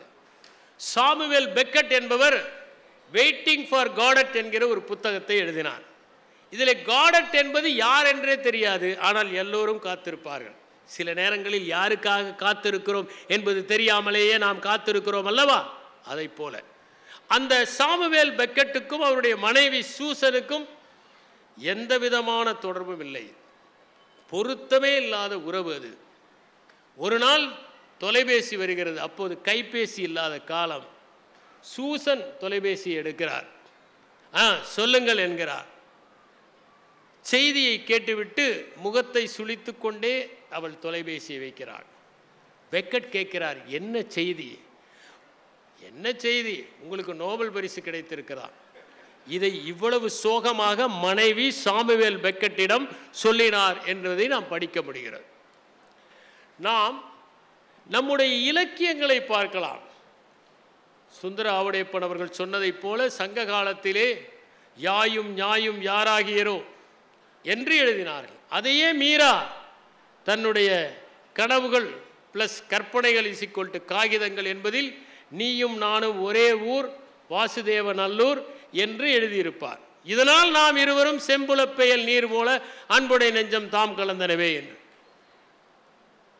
பிடி பசி களைய பெருங்கை வேடம் என்று குறுந்தொகையிலே ஒரு பாட்டு. பாலை நிலத்திலே தலைவன் சென்று கொண்டிருக்கிறான். அங்கே பிடி என்றால் பெண் யானை. அந்த பெண் யானைக்கு பசிக்கிறது. பாலை நிலம் வறண்டு இருக்கிறது. அந்த களிறு அந்த பட்டையை உரித்து அந்த பெண் யானைக்கு தின்ன கொடுக்கிறது. அவ்வளவு பாசம் அந்த களிருக்கு பெண் யானை மீது. இதை பார்த்துவிட்டு தலைவன் திரும்பி வந்து விடுவான் என்று தோழி ஆறுதல் கூறுகிறான். இப்படி ஒரு காட்சி குறுந்தொகையிலே. கடல் சூழ் மண்டலம் பெரினும் விடல் சூழன் யான் நின்னுடைய நட்பே என்று நற்றிணையிலே ஒரு பாடல். இந்த கடல் சூடுகிற இந்த உலகத்தை தந்தால் கூட உன்னுடைய அந்த நட்பை நான் விடமாட்டேன் என்று. சாதல் அஞ்சேன் அஞ்சுவல் சாவின் பிறப்பு பெரிதாகின் மறக்குவன் காதலன் கொல் எனவே. நான் மரணத்திற்காக பயப்படவில்லை. ஒருவேளை மரணம் ஏற்பட்டு விட்டால் என் காதலன் பிரிந்து விடுவான். அடுத்த பிறவில் வேறு யாரையாவது திருமணம் செய்து கொள்வான் அல்லவா? அதற்காகத்தான் நான் பயப்படுகிறேன் என்று சங்க இலக்கியத்திலே ஒரு பாடல் இடம்பெற்றிருக்கிறது. எனக்கு ஒரு ஆதர்சமான தம்பதிகள் என்று சொன்னால் கிஃப்ட் ஆஃப் மேகி என்கிற ஓ ஹென்றி எழுதிய அந்த சிறுகதை தான் நினைவுக்கு வருகிறது. வில்லியம் சிட்னி போர்ட்டர் என்பவர் தான் கையாடலுக்காக கைது செய்யப்படுகிறார். சிறைச்சாலையில் அவர் ஓர் எழுத்தாளராக உருவாகிறார். 300 சிறுகதைகள் எழுதுகிறார். அதிலே ஒன்று கணவன் மனைவி வறுமையிலே வாடுகிறார்கள். அவன் பெயர் ஜிம், அவள் பெயர் ஸ்டெல்லா. கைக்கும் வாய்க்குமே போதாத வருமானம். திருமண நாள் வருகிறது. கணவன் நினைக்கிறான், என் மனைவிக்கு ஏதாவது பரிசு கொடுக்க வேண்டுமே என்று. அவளுக்கு மிக அழகான ஒரு முடி. இதை வாரிக்கொள்வதற்காக ஒரு தங்கச் சீப்பு வாங்கி கொண்டு வருகிறான். ஆனால் அவளோ தன்னுடைய முடியை, அழகான முடியை வெட்டி விட்டுவிட்டு அதற்கு பதிலாக அவனுடைய கடிகாரத்திற்கு செயின் வாங்கி வருகிறாள். கடைசியில் இவளுடைய பரிசும் பயனற்று போனது. அவளுடைய பரிசும் பயனற்று போனது. ஆனால் இதைவிட உயர்ந்த பரிசு ஒருவருக்கு ஒருவர் காட்டுகிற அன்புதான் என்பதை அவர்கள் உணர்ந்து கொண்டார். நாம் ஏன் பெற்றோர் ஏற்பாடு செய்த திருமணங்கள் விவாகரத்தில் முடிகின்றன என்பதை பற்றி சிந்திக்க வேண்டும். முதலாவதாக அதிக எதிர்பார்ப்புகள் இருக்கின்றன. திருமண வாழ்க்கையை பற்றி நிறைய மனத்தயாரிப்பு செய்து கொள்கிறார்கள். அந்த எதிர்பார்ப்புகள் எல்லாம் நிறைவேறாவிட்டால் ஏமாறி விடுகிறார்கள். நான் படித்திருக்கிறேன்.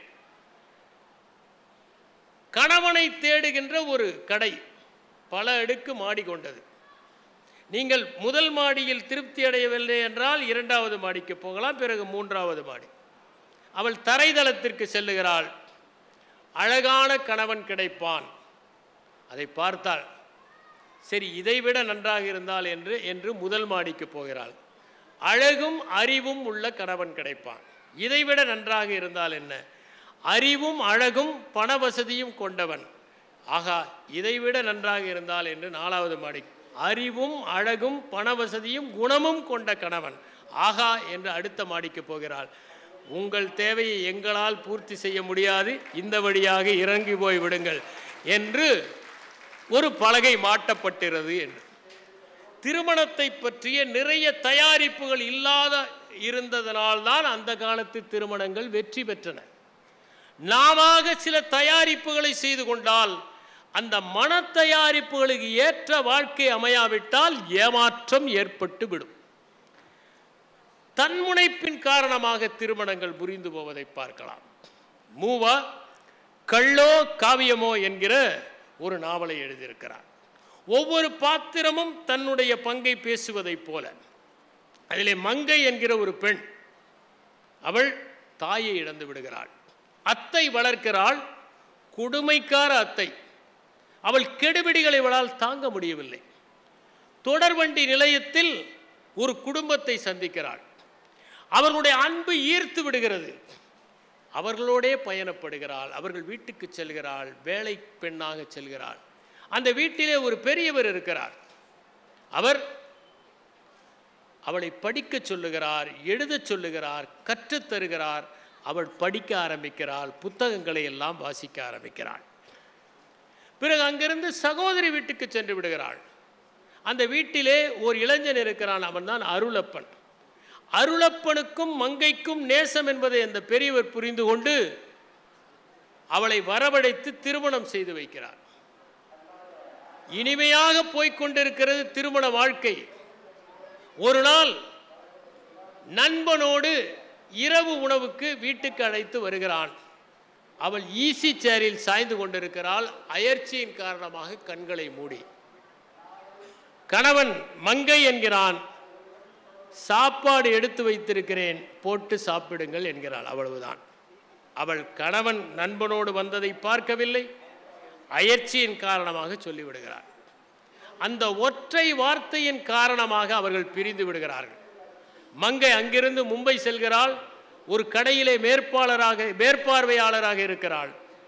அவருக்கும் அருளப்புக்கும் பிறந்த தேன்மொழிக்கு அருளப்பன் அம்மா இறந்து விட்டாள் என்கிற பொய் சொல்லுகிறான். கடைசியாக கண்டுபிடித்து மங்கை வருகிறாள். ஆனால் தேன்மொழி அவளை சாகும் வரை அம்மா என்று அழைக்கவில்லை என்று கள்ளோ காவியமோ என்கிற அந்த கதை முடிகிறது. தன்முனைப்பின் காரணமாக கணவன் மனைவி ஆகியோர் ஒரு சின்ன பிரச்சனையை பேசி தீர்த்திருக்கலாம். இருவரும் அமர்ந்து என்ன என்று கேட்டிருக்கலாம். அவளுக்கு உடம்பு முடியாமல் இருந்திருக்கலாம். அவன் நண்பனோடு வந்தது தெரியாமல் இருந்திருக்கலாம். இந்த ஒரே ஒரு காரணம் ஏனென்றால் அவன் நினைக்கிறான், ஒரு வேலைக்காரி தானே, அவளுக்கு என்ன வாழ்வு வந்து விட்டது, என்னை திருமணம் செய்து கொண்டு இப்படி செய்து விட்டாளே, இவள் ஒரு வேலைக்காரி, இவள் வேலைக்காரியை போல நடந்து கொள்ளவில்லையே என்று நினைக்கிறான். இதுதான் அந்த பிணக்குக்கு காரணம், இருவரும் பிரிவதற்கு காரணம். இதை போலத்தான் பிணக்கு என்கின்ற கதையை கூட ஜெயகாந்தன் எழுதியிருப்பார். ஆனால் இந்த கல்லோ காவியமோ என்பது தன்முனைப்புக்கு ஓர் உதாரணம். அடுத்ததாக முக்கியமானது நான் உயர்ந்தவன் என்று நினைப்பது. ஒரு காலத்திலே நீங்கள் வீடுகளுக்கு சென்றால் அங்கே கணவன் மனைவியினுடைய புகைப்படம் இருக்கும்.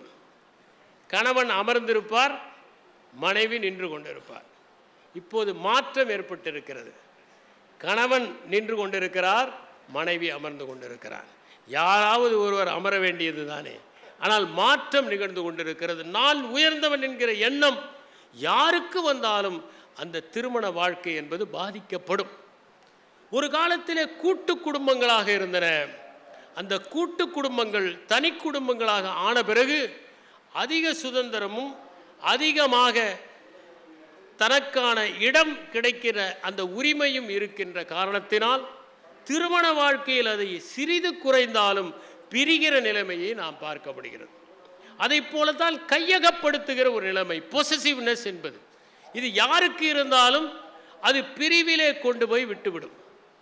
கணவன் மனைவி பிரிவதற்கு இன்னொரு காரணம் ஐ ஆம் okay, you are not okay என்கிற மனநிலையில் இருப்பது. நான் செய்வதெல்லாம் சரி, நீ செய்வது எதுவுமே சரியில்லை என்கிற எண்ணத்தில் இருக்கிற போது அவர்களுக்குள் பிரிவு ஏற்படுவதற்கான வாய்ப்புகள் ஏற்படுகின்றன.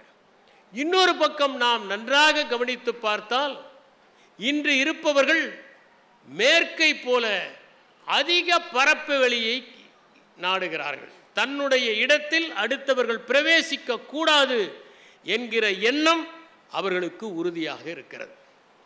இன்னொன்று, நாம் இப்படித்தான் இருக்க வேண்டும் என்கின்ற ஒரு வரையறை செய்து கொள்ளுகிற போதும் இந்த திருமணங்கள் தோல்வியிலே முடிகின்றன. நான் கேள்விப்பட்டிருக்கிறேன், என் நண்பர் ஒருவர் சொன்ன கதை இது.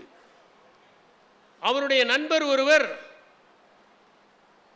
மனைவி இறந்து தாய் இறந்து விட்டார், திருமணம் செய்து கொண்டார். மனைவி எந்த உணவு சமைத்தாலும் இதை வாயிலேயே வைக்க முடியவில்லை என்று தூக்கி எறிவார். என் அம்மா எப்படி சமைப்பார், அதை போல நீ சமைக்கிறாயா என்று தூக்கி தூக்கி எறிவார். ஒரு நாள் அந்த நண்பன் வந்ததும் என் மனைவி மோசமாக சமைக்கிறாள் என்று சொல்லி இன்று நீ சாப்பிட்டு பார் என்று சொல்லியிருக்கிறார். மனைவி பரிமாறினார். இவன் அம்மாவின் சமையலையும் சாப்பிட்டு இருக்கிறான். இப்போது மனைவியின் சமையலை சாப்பிட்டால் அம்மாவின் சமையலை விட மனைவியின் சமையல் நன்றாக இருந்தது. ஆனால் அவனுடைய ஆழ்மனத்தில் அம்மாவின் சமையல் மட்டும்தான் ருசியானது என்பது பதிந்து விட்டது. நான் ஒரு சம்பவத்தை சொல்லுகிறேன். என்னுடைய நண்பர் ஒருவர் கத்தரிக்காய் சாப்பிட மாட்டார். அவரிடம் கேட்டேன், அவர் சுத்த சைவ குடும்பத்தில் வந்தவர், கத்தரிக்காய் ஏன் சாப்பிட மாட்டேங்கிறீர்கள் என்று கேட்டேன். ஒரு நாள் சாப்பிட்டு கொண்டிருந்த போது இது மீன் மாதிரி இருக்கிறது என்று ஒரு நண்பர் சொன்னார். அதிலிருந்து நான் சாப்பிடுவதில்லை என்றார். மீனுக்கும் இதற்கும் என்ன தொடர்பு இருக்கிறது என்றேன். ஆழ்மனத்தில் பதிந்து விட்டது, நான் என்ன செய்ய முடியும் என்றார். ஒரு மாதம் கழித்து அவர் மீன் சாப்பிட்டு கொண்டிருப்பதை பார்த்தேன். அவரிடம் கேட்டேன், மீனையே சாப்பிடுகிறீர்கள், கத்தரிக்காய்? அவர் சொன்னார், இது ஆழ்மனத்தில் பதியவில்லை, அதனால் சாப்பிடுகிறேன் என்று. ஏனென்றால் ஆழ்மனம் மேல் மனத்தை விட உறுதியானது. ஆகவே அந்த மனிதர் தன்னுடைய தாய் சமைப்பது மட்டும்தான் நல்ல சமயம், வீட்டை விட்டு வெளியே போகவில்லை, எந்த சமையலையும் சாப்பிட்டதில்லை. வீட்டிலேயே ஒரு பெட்டி கடை, அதை பராமரித்து விடுகிறார். அம்மாவின் சமையல் ஒன்றுதான் அவருடைய உணவு, அதனால் நினைக்கிறார் இது மட்டும்தான் என்று. இதுதான் ஸ்டீரியோ டைப்பிங் என்று சொல்லுவார்கள். அப்படி நீங்கள் நினைத்தால் அந்த திருமண வாழ்க்கை வெற்றி பெறுவதற்கான வாய்ப்புகள் இல்லை. இப்போது இருக்கிற தலைமுறை ஓவர் திங்கிங் என்று சொல்லப்படுகின்ற விளைவுகளை பற்றி நிறைய கற்பனை செய்து கொள்கிறார்கள். எனக்கு தெரிந்த ஒரு பெண்மணி இன்னும் திருமணமாகவில்லை. அந்த பெண்மணியினுடைய தூரத்து உறவினர் ஒருவர் அந்த பெண்மணிக்கு ஏதாவது செய்ய வேண்டும் என்று ஆசைப்பட்டார். உன்னுடைய திருமணத்திற்கு ஒரு கார் வாங்கி கொடுக்க போகிறேன் என்றார். அந்த பெண்மணி சொல்கிறார், காரை முன்னாலேயே வாங்கி கொடுத்து விடுங்கள், திருமணத்தின் போது வாங்கி கொடுத்தால் நாளை ஒருவேளை விவாகரத்தானால் அவரும் பங்கு கேட்பார். இன்னும் திருமணமே ஆகவில்லை, அதற்குள் விவாகரத்து வரை போய்விட்டார். இன்னொரு பிரச்சனை, இந்த சமூக ஊடகங்கள். சந்தோஷமாக இருக்கிறார்களோ இல்லையோ, எல்லோருமே சந்தோஷமாக இருப்பதை போல காட்டிக்கொள்கிறார்கள். இந்த ஃபேஸ்புக், ட்விட்டர் போன்றவற்றில் அவர்கள் சாப்பிடுகிற உணவை கூட புகைப்படம் எடுத்து போட்டு, அல்லது எப்போதோ வாங்கிய ஒரு மோதிரத்தை போட்டு என் கணவர் இப்போது வாங்கி கொடுத்தார் இந்த பிறந்த நாளுக்கு என்றதும், நம்முடைய கணவர் எந்த மோதிரத்தையும் வாங்கி தரவில்லையே என்கிற ஏக்கம், ஒரு பரிதாப உணர்வு, தன்னிறக்கம், கழிவிறக்கம் ஏற்பட்டு விடுகிறது. இந்த சமூக ஊடகங்களினால் ஏற்படுகிற ஒரு தொல்லை.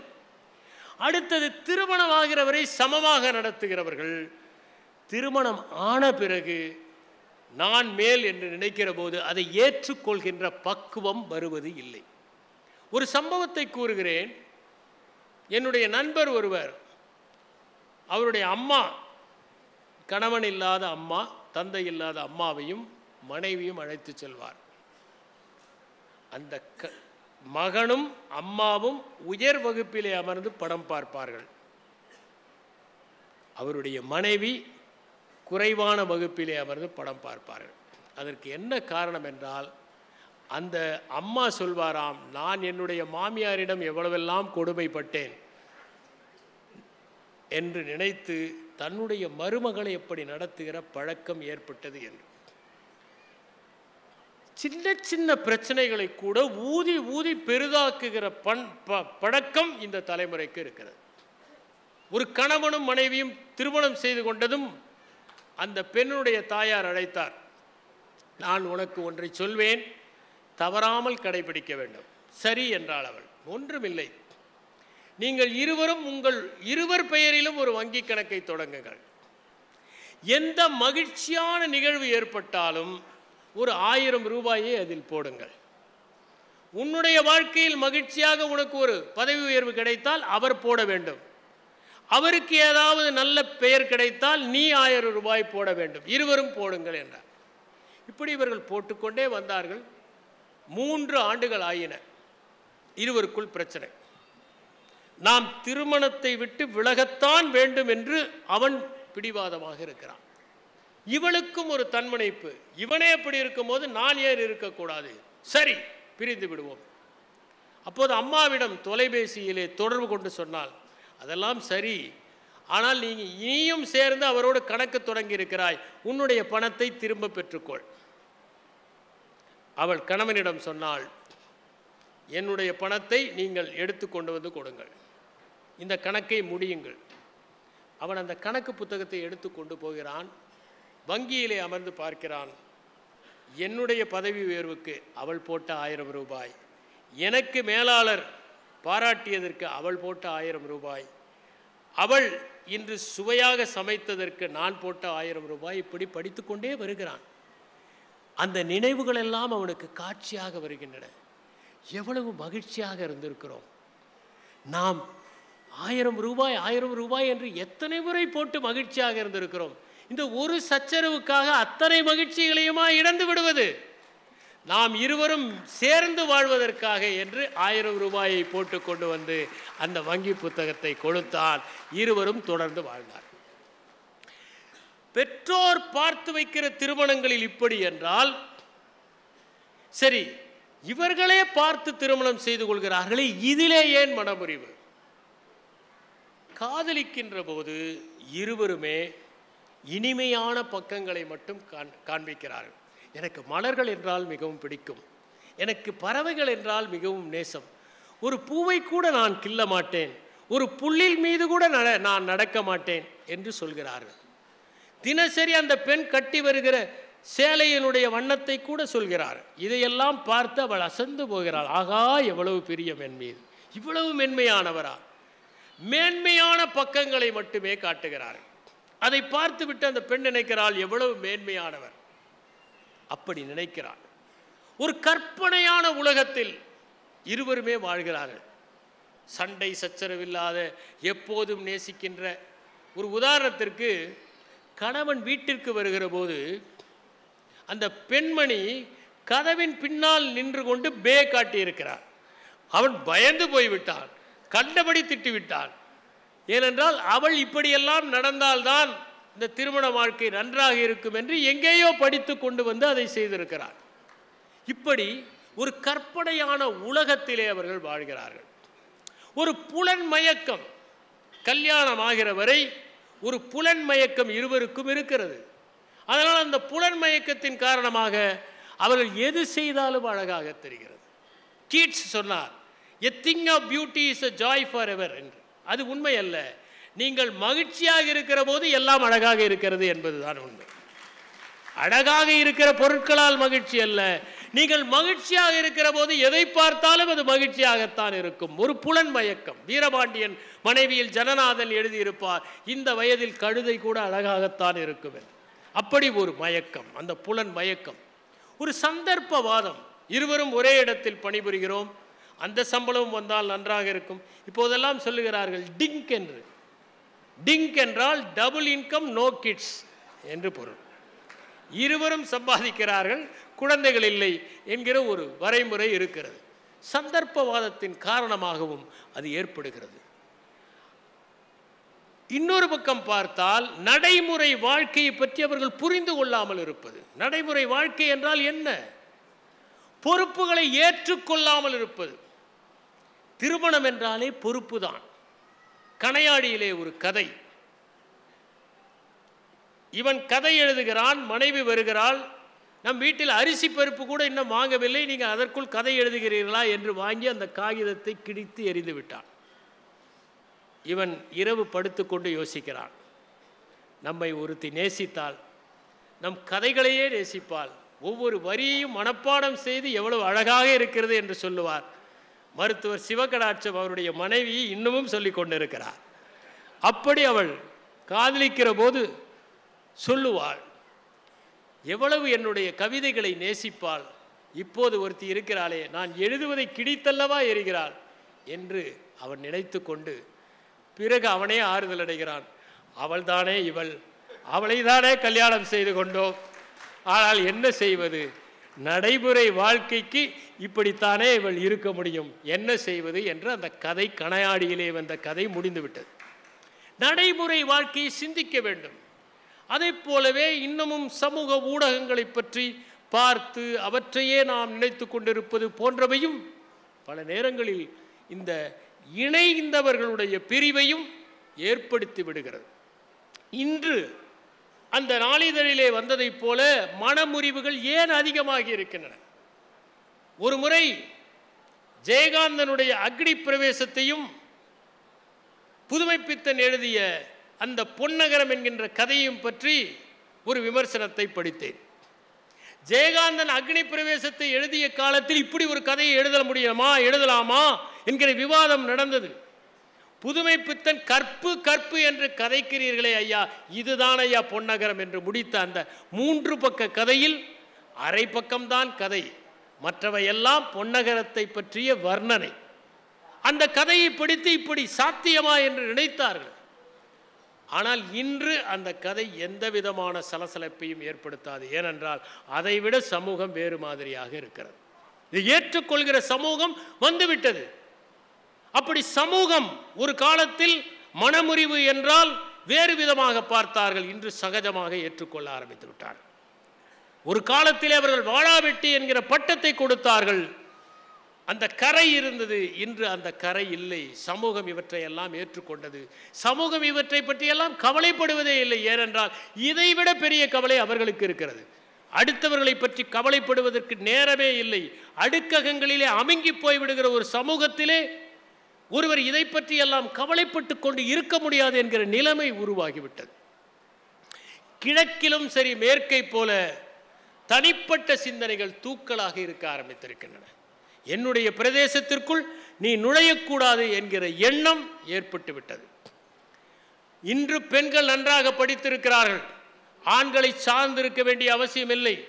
சில இடங்களில் பெண்கள் ஆண்களை விட அதிகம் சம்பாதிக்கிறார்கள், சொந்த காலிலே நிற்க முடியும் என்கிற வைராகியம் இருக்கிறது. எனவே அவர்கள் விவாகரத்து செய்வதற்கு துணிச்சலாக இருக்கிறார்கள். இன்னொரு பக்கம் பார்த்தால் பெற்றோரும் இதை ஏற்றுக்கொள்கிறார்கள். நீ கணவன் வீட்டிலே இம்சை பெறுவதை விட இங்கே வந்துவிடு. ஒரு காலத்திலே சொல்வார்கள், வந்தால் நீ கணவனோடு தான் வீட்டுக்கு வர வேண்டும் என்று. இப்போது தனியாக வந்தாலும் சரி பெண்ணை ஏற்றுக்கொள்கிற ஒரு பக்குவம் வந்துவிட்டது. எளிதாக சட்ட உதவிகள் கிடைக்கிறது, விவாகரத்து செய்துவிடலாம் என்கிற நிலைமை. இன்னொன்று நான் சொல்லுகிறேன், 24 மணி நேரமும் ஒருவரோடு வாழ்வது என்பது உலகத்திலேயே சிரமமான ஒரு செயல். சிக்மண்ட் ஃப்ராய்டு சொன்னார், நீங்கள் 24 மணி நேரம் மட்டும் உண்மையே பேசுவது என்று முடிவெடுத்தால் எல்லா உறவுகளுமே அருந்துவிடும் என்று சொன்னார். உறவுகள் எல்லாம் நீடித்திருப்பதற்கு காரணமே பொய்களால் நாம் முட்டு கொடுப்பதால் தான். எனவே அவ்வப்போது பொய்களை சொல்லுவது திருமணத்திற்கு நல்லது என்பது அதிலிருந்து தெரியும். அது 24 மணி நேரமும் வாழ்வது என்பது சிரமம். அதை போலவே மற்றவர்களை பார்த்து மற்றவர்கள் எல்லாம் மகிழ்ச்சியாக இருப்பதை போன்ற பிம்பத்தை சமூக ஊடகங்கள் கட்டமைக்கின்றன. தவறான தொடர்புகள் சமூக ஊடகங்களால் எளிதில் ஏற்பட்டு விடுகின்றன. என்னுடைய வளர்ச்சியும் முக்கியம் என்று நினைக்கிற மனப்பான்மை ஆணுக்கும் வந்துவிட்டது, பெண்ணுக்கும் வந்துவிட்டது. குடும்பத்திற்காக நான் தியாகம் செய்வேன், என்னுடைய பதவி உயர்வு வேண்டாம் என்று எழுதி கொடுத்தவர்களை நாம் பார்ப்போம். என் பணியே வேண்டாம், என்னுடைய சொந்த ஊரிலே எது கிடைத்தாலும் பரவாயில்லை என்று நினைக்கின்ற குடும்பங்கள் இன்று என்னுடைய சொந்த வளர்ச்சி முக்கியம் என்று நினைக்கிற மனப்பான்மையை வளர்த்து கொண்டிருப்பதை நாம் பார்க்க முடிகிறது. இந்த சூழலில்தான் இன்று இந்த விவாகரத்துகள் அதிகமாகிக் கொண்டிருக்கிறது. இது எந்த விதமான பாதிப்பை ஏற்படுத்துகிறது? உணர்ச்சி ரீதியான பாதிப்புகள். பெற்றோரை பொறுத்தவரை வருத்தம், தொய்வு, மனச்சோர்வு போன்றவை ஏற்படுகிறது. என்ன செய்வது? சரி, ஒரு வீம்புக்காக நாம் வெளியே வந்து விட்டோம், நாளையிலிருந்து தனியாக எப்படி வாழப்போகிறோம் என்கிற ஒரு குழப்பம் ஏற்படுகிறது. குழந்தைகளை பொறுத்தவரை அவற்றிற்கு என்னவென்றே புரிவதில்லை. ஒரு தெளிவின்மை, ஒரு வகையிலே மன அயர்ச்சி, புரியாத ஒரு தன்மை.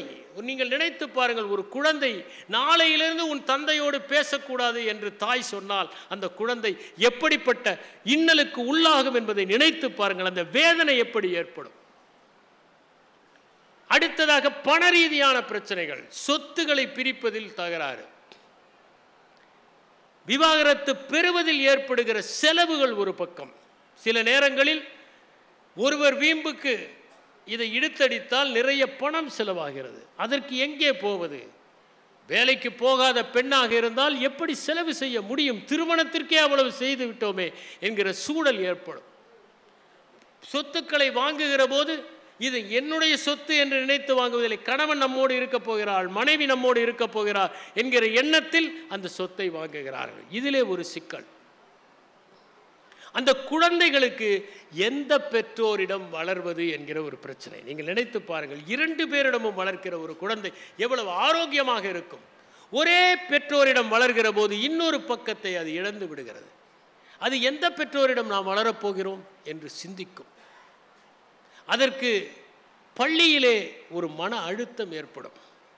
அனுசரித்துக் கொள்வதில் ஒரு பிரச்சனை. நேற்று வரை அம்மா திட்டினால் அப்பா என்று ஓடும், அப்பா திட்டினால் அம்மா என்று ஓடி கட்டிப்பிடித்துக் கொள்ளும். இன்று அது எதை சமாளிக்கப் போகிறது? இது அந்த பெண்ணுடைய வாழ்க்கையிலே போக போக என்ன பிரச்சனை? ஒரு மங்கள நிகழ்வு நடந்தால் அழைக்க மாட்டார்கள். குழந்தையின் திருமணம் என்று வந்தால் அங்கே சில பிரச்சனைகள்.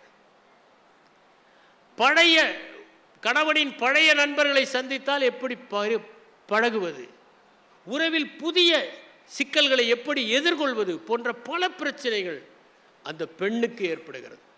சமூகத்திலே அவளுடைய அந்த சமன்பாடு என்பது மாற்றி அமைக்கப்படுகிறது. ஒவ்வொரு நாளும் அவள் சிக்கலை சந்திப்பாள். இதுநாள் வரை நம்முடன் பேசிக்கொண்டிருந்தவர்கள் முகத்தை திருப்பிக் கொண்டு போகிறார்கள் என்கிற நிலைமை. உளரீதியான பிரச்சனைகள், அது மனநலத்தையும் பாதிக்கும், உடல் நலத்தையும் பாதிக்கும். பல நாட்கள் தூக்கம் இல்லாமல் இருப்பார்கள். மனச்சோர்வு ஏற்படும், மன தொய்வு ஏற்படும், மன அழுத்தம் ஏற்படும். இவற்றையெல்லாம் தாண்டித்தான் அவர்கள் செல்ல வேண்டிய சூழல். இவையெல்லாம் அவர்களை பாதிக்கும். அந்த குழந்தை ஒற்றை பெற்றோரிடம் வளர்கிற அந்த குழந்தை எப்படி பாடுபடும் என்பதை நினைத்து பாருங்கள். அந்த குழந்தைக்கு முதலாவது பிரச்சனை உணர்ச்சி ரீதியான பிரச்சனை. எந்த தெளிவும் இல்லை, குழப்பம், அயர்ச்சி, புரியாத ஒரு தன்மை ஏற்படும்.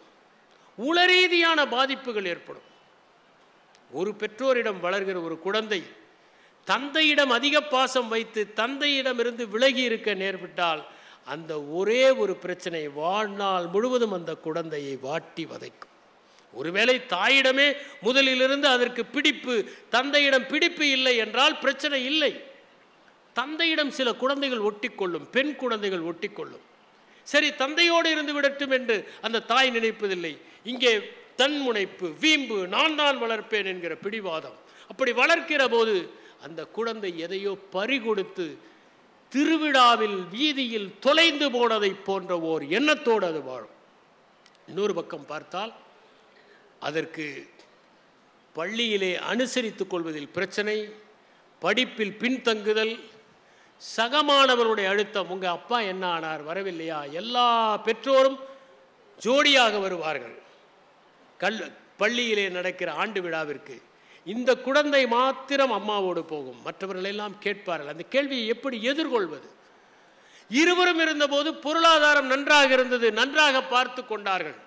இப்போது பொருளாதாரத்தில் அடி, திறமைகளை கூர்தீட்டுவதில் பிரச்சனை, நேரத்தை அப்பாவிடமோ அம்மாவிடமோ கழிக்கும். இப்போது அம்மா மட்டும்தான். அம்மாவோ இந்த குழந்தையை சமாளிப்பதற்காக படிக்க செல்கிறாள், சமைக்கிறாள், எல்லா வேலையும் பார்த்து கொள்கிறாள். அதனால் தனிமையிலே வாட்டப்படுகிற ஒரு சூழ்நிலை. இவையெல்லாம் அந்த குழந்தைக்கு உண்டாகும். சுந்தர ஆவுடைப்பன் அவர்கள் கூறியதைப் போல இல்வாழ்க்கையை பற்றி நம்முடைய இலக்கியங்கள் எல்லாம் உயர்வாக சொல்லி இருக்கின்றன. அதனால்தான் வையத்துள் வாழ்வாங்கு வாழ்பவன் வானுரையும் தெய்வத்துள் வைக்கப்படும். இந்த இல்லற வாழ்க்கையை ஒழுங்காக வாழ்ந்தாலே அது துறவரத்திற்கு சமமானது. அறமெனப்படுவது இல்வாழ்க்கை என்று திருவள்ளுவர் கூறுகிறார். இல்லறம் அல்லது நல்லறம் இல்லை என்று ஔவையார் குறிப்பிடுகிறார். ஒருவன் ஒரு பெண்ணை நேசித்தால் அவளுக்கு ஒருபோதும் வயதாவதே இல்லை என்று ராபர்ட் கிரீன் இங்கர்சால் குறிப்பிடுகிறார். நீங்கள் இருவரும் ஒருவரை ஒருவர் திருமணம் செய்து கொண்டால் ஒருவருடைய கோப்பையை மற்றவர் நிரப்புங்கள், ஆனால் அந்த கோப்பையிலிருந்து நீங்கள் குடிக்காதீர்கள். நீங்கள் இருவரும் நெருங்குங்கள், ஆனால் அந்த நெருக்கத்திலும் இடைவெளி இருக்கட்டும். எப்படி என்றால், ஒரு இசைக்கருவியில் அந்த நரம்புகள் பிரிந்து இருந்து இசையை எழுப்புவதைப் போல, ஒரு கட்டடத்தில் தூண்கள் எல்லாம் தனித்தனியாக இருந்து அந்த கட்டடத்தை தாங்குவதைப் போல உங்கள் சேர்க்கையிலும் சற்று பிரிவு இருக்கட்டும் என்றார் கலீல் கிப்ரான் திருமணங்களை பற்றி பேசுகிற போது.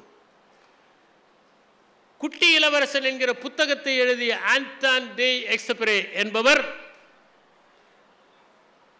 காதல் என்பது இருவரும் ஒருவரை ஒருவர் பார்த்து கொள்வதல்ல, ஒரே திசையில் பார்ப்பது என்று சொன்னார். ஒருவரை ஒருவர் பார்ப்பதல்ல, ஒரே பார்வையோடு ஒரே லட்சியத்தோடு இருப்பது என்று குறிப்பிட்டார். தொல்காப்பியர் கூட கூறுகிறார், பிறப்பே குடிமை ஆண்மை ஆண்டோடு உருவு நிறுத்த காமவாயில் நிறைவே அருளே உணர்வோடு திருவென முறையிற கிளர்ந்த ஒப்பினது வகையே என்று இருவரும் எப்போது ஒன்றாக இருப்பார்கள் என்பதை குறிப்பிடுகிறார். நாம் பார்க்க வேண்டியது என்னவென்றால், இந்த திருமணம் என்கின்ற அமைப்பு வெற்றி பெறுவதற்கு நாம் என்ன செய்ய வேண்டும் என்பதுதான். ஜான் காட்மேன் என்கிற ஒரு மனையியல் வல்லுனர் 7 ways to make a marriage work என்கிற ஒரு புத்தகத்தை எழுதியிருக்கிறார்.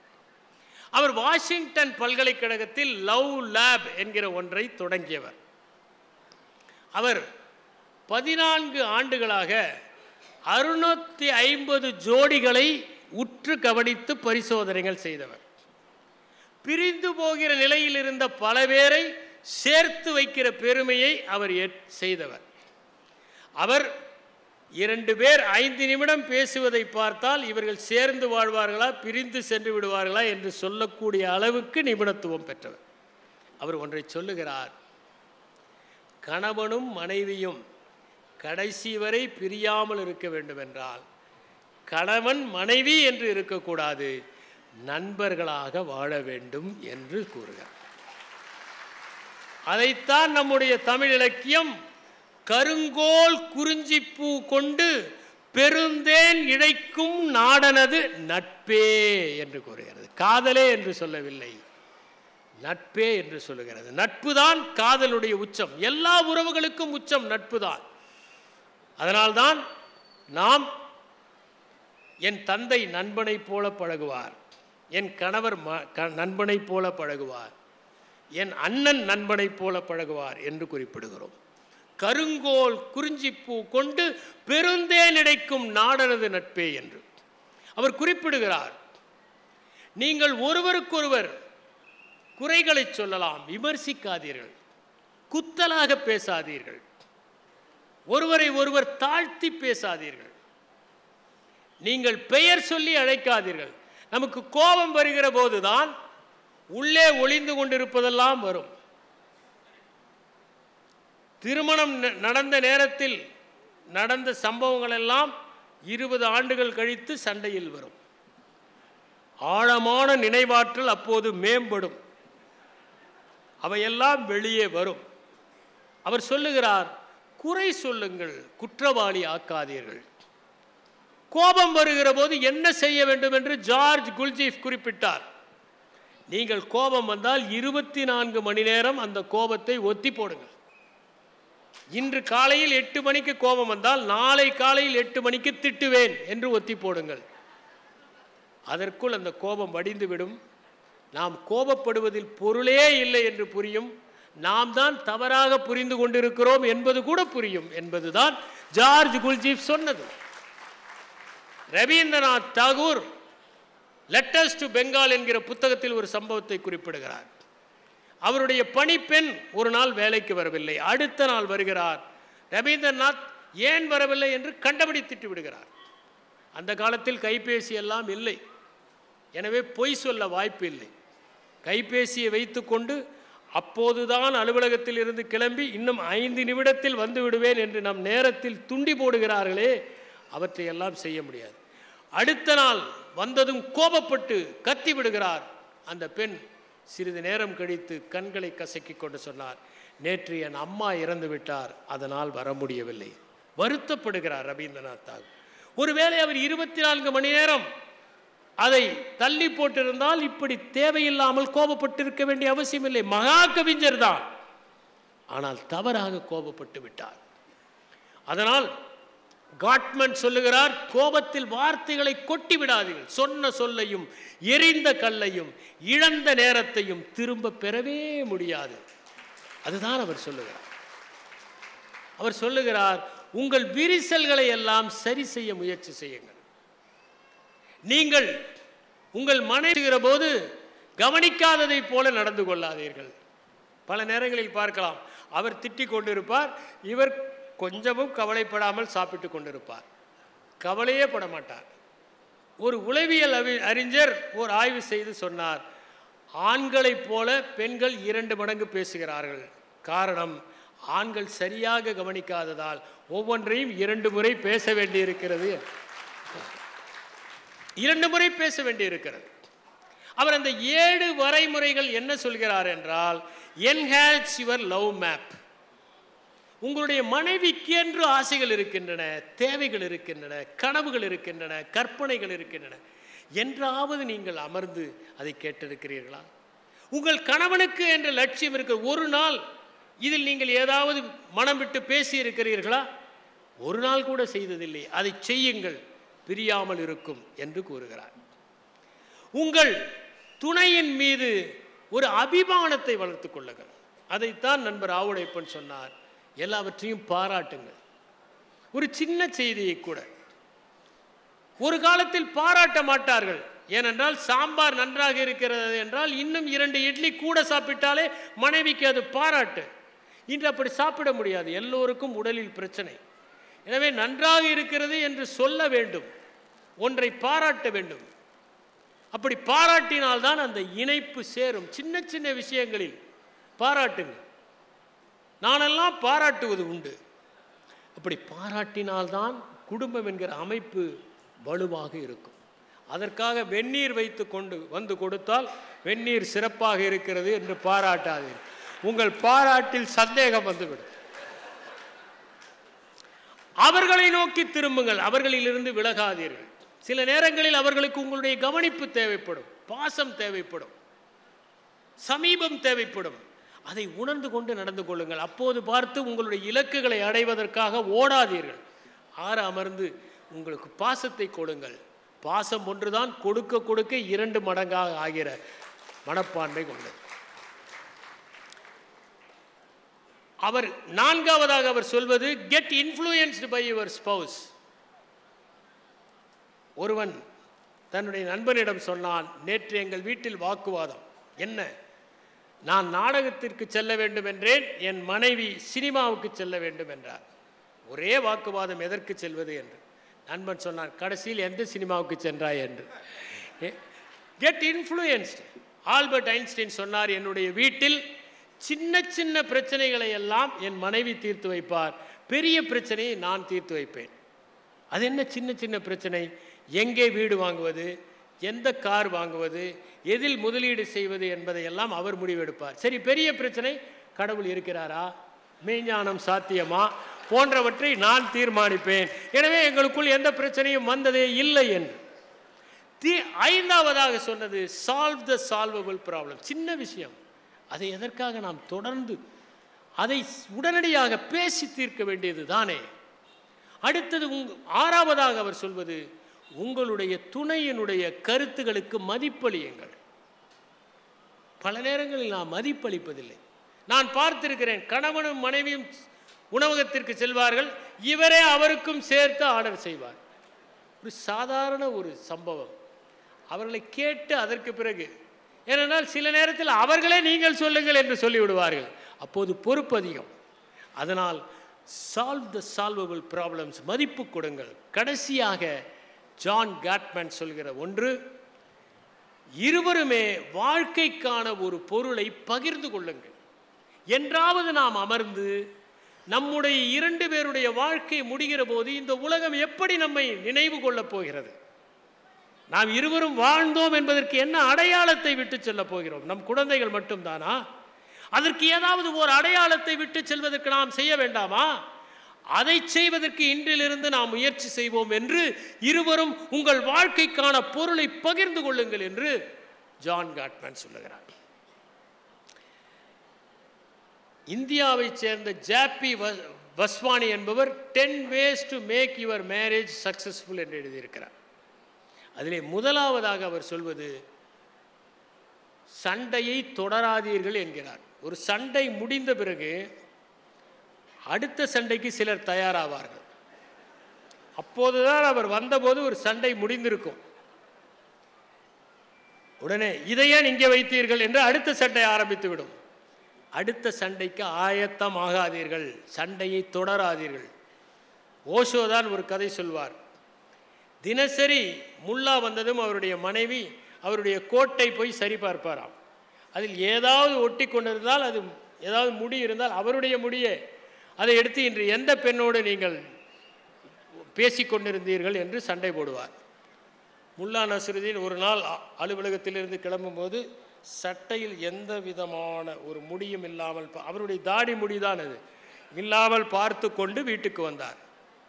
வந்தவுடன் அவள் வந்து எல்லா பொத்தான்களையும் பார்த்துவிட்டு, இன்று ஏதோ வழுக்கை தலை பெண்மையோடு நீ பேசிக்கொண்டு என்று சண்டை போட்டிருக்கிறார். இதற்கு என்ன செய்வது?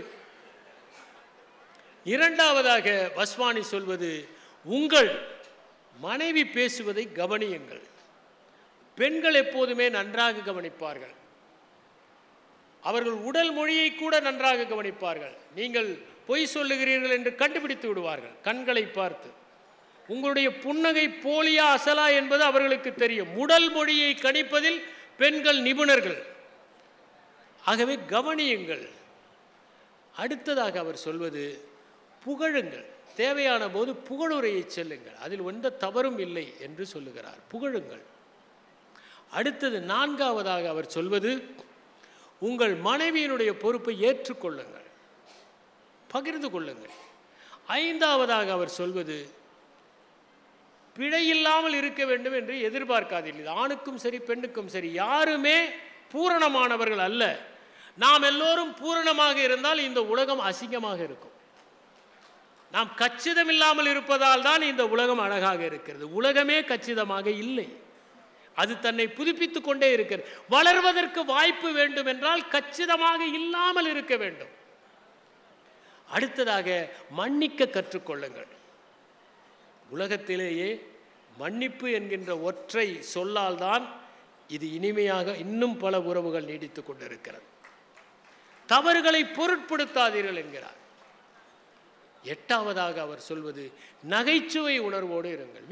வீடு என்றால் ஒருவரை ஒருவர் கேலி செய்வது, நகைச்சுவையோடு பேசுவது, வீட்டிலே சிரிப்பு சத்தம் ததும்ப வேண்டும். ஒருவருடைய வீட்டிலே சிரிப்பு சத்தம் ததும்பினால்தான் அவர்கள் மகிழ்ச்சியாக இருக்கிறார்கள் என்று பொருள். நகைச்சுவை உணர்வோடு இருங்கள். அடுத்ததாக அவர் சொல்வது நீங்கள் சமத்தன்மையோடு இருங்கள். இருவரும் சமமாக ஒருவரை ஒருவர் கவனித்து கொண்டு அன்பாக இருங்கள். பத்தாவதாக அவர் சொல்வது துயரத்திலோ கவலையிலோ நீங்கள் மிகப்பெரிய பங்கை வகியுங்கள். அந்த நேரத்தில் தான் நமக்கு துணை தேவைப்படுகிறது. மகிழ்ச்சியாக யார் வேண்டுமானாலும் இருக்கலாம், நண்பர்களோடு மகிழ்ச்சியாக இருக்கலாம். ஆனால் சாய்ந்து கொள்வதற்கு ஒரு தோள் துயரத்தின் போது தான் தேவைப்படுகிறது. அதனால்தான் ஒரு நண்பன் கேட்டான், என்னுடைய உடலிலேயே உனக்கு பிடித்த உறுப்பு எது? அவனுடைய நண்பன் சொன்னான், உன் கண்கள் மிகவும் அழகு, ஆனால் எனக்கு அதை பிடிக்கவில்லை. உன்னுடைய கன்னம் செழுமையானது, அதை எனக்கு பிடிக்கவில்லை. இனிமையான சொற்களை சொல்லுகிற உன்னுடைய உதடுகள் அழகானவை, அவற்றையும் எனக்கு பிடிக்கவில்லை. உன் விரல்கள் ஓவிய விரல்கள், அது எனக்கு பிடிக்கவில்லை. திரண்ட தோள்கள், அதையும் எனக்கு பிடிக்கவில்லை. பிறகு எதுதான் உனக்கு பிடிக்கிறது?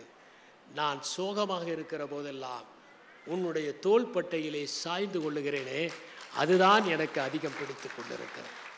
அப்படி அதிகம் பிடித்து கொண்டிருக்கிறவராக கவலையின் போது, துயரத்தின் போது நீங்கள் இருக்க வேண்டும். திருமண வாழ்க்கை மகிழ்ச்சியாக இருக்க வேண்டும் என்பதற்கு இருவரும் சேர்ந்து முயற்சி செய்ய வேண்டும் என்பதைத்தான் ஜே.பி. வஸ்வானி சொல்லுகிறார். ஒருவர் தன்னுடைய நண்பரிடம் சொன்னார், நானும் என் மனைவியும் 20 ஆண்டுகள் மகிழ்ச்சியாக இருந்தோம், அதற்கு பிறகு திருமணம் செய்து கொண்டோம் என்று சொன்னார். திருமணம் செய்து கொண்ட பிறகு மகிழ்ச்சி போய்விட்டது. ஒருவர் இருந்தார், இறந்து போனதும் அவருடைய மனைவி அவரை கொண்டு போய் கல்லறையிலே புதைத்துவிட்டு லிவ் இன் பீஸ் என்று எழுதி வைத்து விட்டு வந்தார். அதற்கு பிறகுதான் அவர் சொத்து எதையும் தன் பேருக்கு எழுதி வைக்கவில்லை, அனாதை ஆசிரமத்திற்கு எழுதி வைத்து விட்டார் என்ற தகவல் தெரிந்து போய் கல்லறையை அவசரமாக திருத்தினார். Live in peace till I come என்று திருத்தினார். நான் வரும் வரை அமைதியாக இருங்கள், நான் வந்த பிறகு அங்கேயும் உங்களை பார்த்து கொள்ளுகிறேன் என்று. நான் ஒரு பெண்ணை பார்த்து கேட்டேன், உங்களுடைய திருமண மோதிரத்தை தவறான விரலிலே போட்டிருக்கிறீர்களே ஏன் என்று. நான் தவறான நபரை திருமணம் செய்து கொண்டேன், அதனால் தான் என்று குறிப்பிட்டார். கணவனும் மனைவியும் ஒரு திரையரங்கத்திற்கு சென்றார்கள். அங்கே அந்த மனைவிக்கு தன் கணவன் தன் மீது அன்பு செலுத்தவில்லை என்கிற ஆதங்கம். அங்கே திரையிலே கணவன் விழுந்து விழுந்து மனைவியை கவனிப்பதை பார்த்து அவள் கேட்டாள், அவன் எவ்வளவு அன்பு செலுத்துகிறான் பாருங்கள். அதற்கு அவன் சொன்னான், அது நடிப்பு, பணம் வாங்குகிறான், அதனால் அப்படி அன்பு செலுத்துகிறான். அவர்கள் உண்மையிலேயே கணவன் மனைவி என்று சொன்னதும் இவன் சொன்னான், அவன் சிறந்த நடிகராக இருக்க வேண்டும், இதை நான் ஒத்துக்கொள்கிறேன் என்று. இப்படி நான் எப்போதுமே ஒன்றை எல்லோரிடமும் சொல்வது உண்டு, திருமணமாகிறவரிடம் சென்று 30 நாட்கள் அல்லது 30 ஆண்டுகள் என்பது தான் நான் சொல்வது. நீங்கள் திருமணமானதும் 30 நாட்கள் உங்களுடைய துணை எதை செய்தாலும் அமைதியாக இருந்தால், ஏற்றுக்கொண்டால், அதற்கு பிறகு 30 ஆண்டுகள் உங்களுக்குள் எந்த விரிசலும் வராது. ஏன் வராது என்றால், அதற்குள் நீங்கள் உங்களுக்குள் ஒருவர் புரிந்து கொண்டு நடக்க ஆரம்பிக்கும். இந்த முதல் 30 நாட்கள் தான் முக்கியமானவை. அப்போது எந்த பிணக்கு வந்தாலும், தகராறு வந்தாலும் காலமெல்லாம் நீடித்து நிற்கும். ஏனென்றால் நான் சொன்னதைப் போல 24 மணி நேரம் ஒருவரோடு வாழ்வது என்பது மிகவும் சிரமம். சூடாமணி என்கின்ற அற்புதமான எழுத்தாளர் மணவிளக்கை பற்றி 2 கதைகள் எழுதியிருக்கிறார். ஒன்று பூமியினும் பெரிது என்பது. கேசவன் சந்தியா என்கிற இருவர் திருமணம் செய்து கொள்கிறார்கள். 5 ஆண்டுகள் ஆயின. கேசவன் கடிதம் எழுதுகிறான், அன்புள்ள சந்தியா, நானும் நீயும் திருமணம் செய்து கொண்டோம். இந்த நானும் திருமணம் மகிழ்ச்சியாக இருக்கும் என்று தான் நினைத்தேன். ஆனால் இந்த 5 ஆண்டுகள் ஒரு நாள் கூட நான் மகிழ்ச்சியாக இல்லை. என்ன பிரச்சனை? நான் கடவுளை நம்பவில்லை, நீ கடவுளை நம்புகிறாய். இது ஒரு பிரச்சனையா? இதற்காகவா நமக்குள் பிணக்கு? அதனால் இனிமேல் நாம் சேர்ந்து வாழ முடியாது. காலை 5 மணிக்கு வருகிற மெயிலில் நான் ஏறி உன்னை பிரிந்து செல்ல போகிறேன் என்று கடிதத்தை எழுதி முடித்தான். வெளியே வருகிறான். அதற்குள் சந்தியா ஒரு கடிதம் எழுதுகிறாள். அன்புள்ள கணவரே, உங்களுக்கும் எனக்கும் ஒரு நாள் கூட மகிழ்ச்சி இருந்ததில்லை. கடவுள் நம்பிக்கையே இல்லை என்றால் வாழ்க்கையில் என்ன நம்பிக்கை தான் இருக்க முடியும்? நாம் சேர்ந்து வாழ்வதில் பயனே இல்லை. அதனால் நான் இன்று காலையில் வருகிற மெயிலில் என்னுடைய தலையை கொடுத்து உயிரை விடப் போகிறேன். இதுதான் நான் கடைசியாக எழுதுகிற கடிதம் என்று கடிதத்தை எழுதி முடித்து விடுகிறேன். இருவரும் ஒன்றாக வெளியே வருகிறார்கள் மெயிலுக்காக. அப்போது ஏதோ கதவு தட்டப்படுகிற சத்தம். திறக்கிறார்கள். ஒரு இளைஞன் வந்து விடுகிறான். மூச்சு பேச்சற்று விடுகிறான். உடனே இருவரும் அவனை எழுப்புகிறார்கள். அவன் எழவில்லை. தண்ணீர் தெளிக்கிறார்கள். தவிட்டு ஒத்தடம் சூடாக கொடுக்கிறார்கள். வாயிலே வெந்நீரை ஊற்றுகிறார்கள். சிறிது சிறிதாக அவனுக்கு பிரகனை வருகிறது. காவலர்கள் வருகிறார்கள். இவன் ஒரு திருடன், இவன் திருடிவிட்டு இங்கே வந்திருக்கிறான் என்று அவனை அழைத்து செல்கிறார்கள். அப்போது அவர்கள் இருவரும் ஒருவரை ஒருவர் பார்த்து கொள்கிறார்கள். இந்த கடவுள் இருக்கிறாரா இல்லையா, இது எல்லாத்தையும் விட நம் இருவருக்குள் இருந்த இந்த கருணை இருக்கிறதே, அது அல்லவா பெரிது. அது அல்லவா நம்மை ஒன்று சேர்த்து வைத்தது. இதை விட பெரிது என்ன இருக்க முடியும்? இது பூமியை விட பெரிதல்லவா என்று அவசர அவசரமாக ஓடி தங்கள் கடிதத்தை கிழித்து போடுகிறார்கள் என்று சூடாமணி எழுதியிருப்பார். இன்னொரு கதை, இன்னொரு முறை என்கிற ஒரு கதை. அதிலே மேனகா அருணகிரி என்பவர், மேகலா அருணகிரி இருவரும் ஒருவருக்கொருவர் அனுசரித்து கொள்ளாமல் பிரிந்து சென்று விடுகிறார்கள். காரணம், அருணகிரிக்கு ஒரு பொசசிவ்னஸ். அவளை குறை சொல்லிக் கொண்டே இருக்கிறான். அவள் எதை உடுத்தினாலும் மற்ற ஆண்கள் பார்ப்பதற்காகத்தான் உடுத்துகிறாய். உன்னுடைய சோசியல் சர்வீஸ் நண்பர்களிடம்தான் நீ இணக்கமாக இருப்பாய், அவர்களுக்குத்தான் சூடாக காப்பி கொடுப்பாய் என்றெல்லாம் சொல்கிறான். பாலு என்கின்ற ஒரு நல்ல மனிதர் அவளிடம் சமரசம் செய்து வைக்கிறார். ஒரு பேனாவை 2 பேருடைய பெயரையும் போட்டு பரிசளிக்கிறார். அதற்கு பிறகு அவர்கள் சேர்ந்து வாழ ஆரம்பிக்கிறார்கள். இப்போது அவன் எது சொன்னாலும் சரி என்று முடிவெடுத்து விடுகிறான். அவனுக்கு பட்சணம் கொடுக்கிறாள். காப்பி வேண்டும் என்கிறாள். ஓடிப்போய் போட்டு கொண்டு வருகிறாள். ஏன் முதலிலேயே கொண்டு வந்திருக்கலாமே? அவளுக்கு ஞாபகம் வருகிறது, ஒரு முறை இப்படி கொடுத்ததற்கு உன்னுடைய நண்பர்களுக்கெல்லாம் சூடான காப்பி கொடுப்பாய், எனக்கு மட்டும் ஆறிப்போய் கொடுப்பாயா என்று அவன் திட்டியது. சரி, நாம் இருவரும் இன்று வெளியே திரைப்படத்துக்கு போகலாம் என்கிறான். அவள் போய் புடவை எடுத்து வைக்கிறாள். இருப்பதிலே மட்டமான ஒரு புடவையை உடுத்துகிறாள். ஏனென்றால் விலையுயர்ந்த புடவையை உடுத்தினால் எல்லோர் கண்ணும் படுகிற மாதிரி நீ உடுத்தி கொண்டு வருகிறாயா என்று அவன் கேட்பான் என்பதற்காக. இப்படி பார்த்து பார்த்து அவள் செய்கிறாள். கடைசியில் இருவரும் ஒருவரை ஒருவர் பிரிந்திருக்க முடியாது என்று ஒத்துக்கொண்டு ஒன்றாக வாழ முயற்சி செய்கிறார்கள் என்று இன்னொரு முறை என்கின்ற இந்த கதை. எனவே வாழ்க்கை என்பது ஒரு முறைதான் வருகிறது. ஒரு முறை வருகிற இந்த வாழ்க்கையை நாம் ஒருவருக்கொருவர் புரிந்து கொண்டு இனிமையாக கழிக்கிற போதுதான் இல்லறம் திரு சுந்தர ஆவுடைப்பன் அவர்கள் சொன்னதைப் போல நல்லறமாக மாறும், இனிய அறமாக மாறும். ஒரே ஒரு சம்பவம். ஒரு நாள் ஒரு பெண்மணி கணவன் படுக்கையிலே இருக்கிற போது ஒரு ஓவியரிடம் சென்று என்னை ஒரு படமாக வரைந்து தர வேண்டும் என்று கேட்கிறார். அவன் படத்தை தத்ரூபமாக வரைந்து விடுகிறான். அவள் சொல்லுகிறாள், படம் நன்றாகத்தான் இருக்கிறது, ஆனால் என் கழுத்தில் ஒரு வைர அட்டிகை நீங்கள் போட வேண்டும் என்று. இவளுக்குத்தான் உடல் நலம் சரியில்லை, கணவன் நன்றாக இருக்கிறான். உடல் நலம் சரியில்லாத நேரத்தில் இவள் ஓவியம் கேட்கிறாளே என்று நினைத்து கொண்டுதான் அந்த ஓவியம் தீட்டுகிறான். இவள் சொல்லுகிறாள், என்னுடைய கழுத்தில் வைர அட்டிகை இருப்பதைப் போல நீங்கள் வரைய வேண்டும். அவன் கேட்கிறான், உங்கள் கழுத்தில் வைர அட்டிகை இல்லையே, எதற்காக வரைய வேண்டும்? செயற்கையாக இருக்குமே. இல்லை இல்லை, வரையுங்கள். ஏன்? ஏனென்றால் நான் இன்னும் 1-2 மாதங்களில் செத்து போய் விடுவேன். சாவதற்குள் என் கணவனிடம் ஒரு சத்தியமாகுவேன். எங்களுடைய வரவேற்பறையில் இந்த படத்தை தவறாமல் மாட்டி வைக்க வேண்டும் என்று.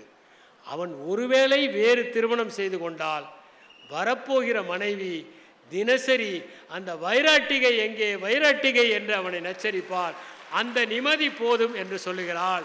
நன்றி, வணக்கம்.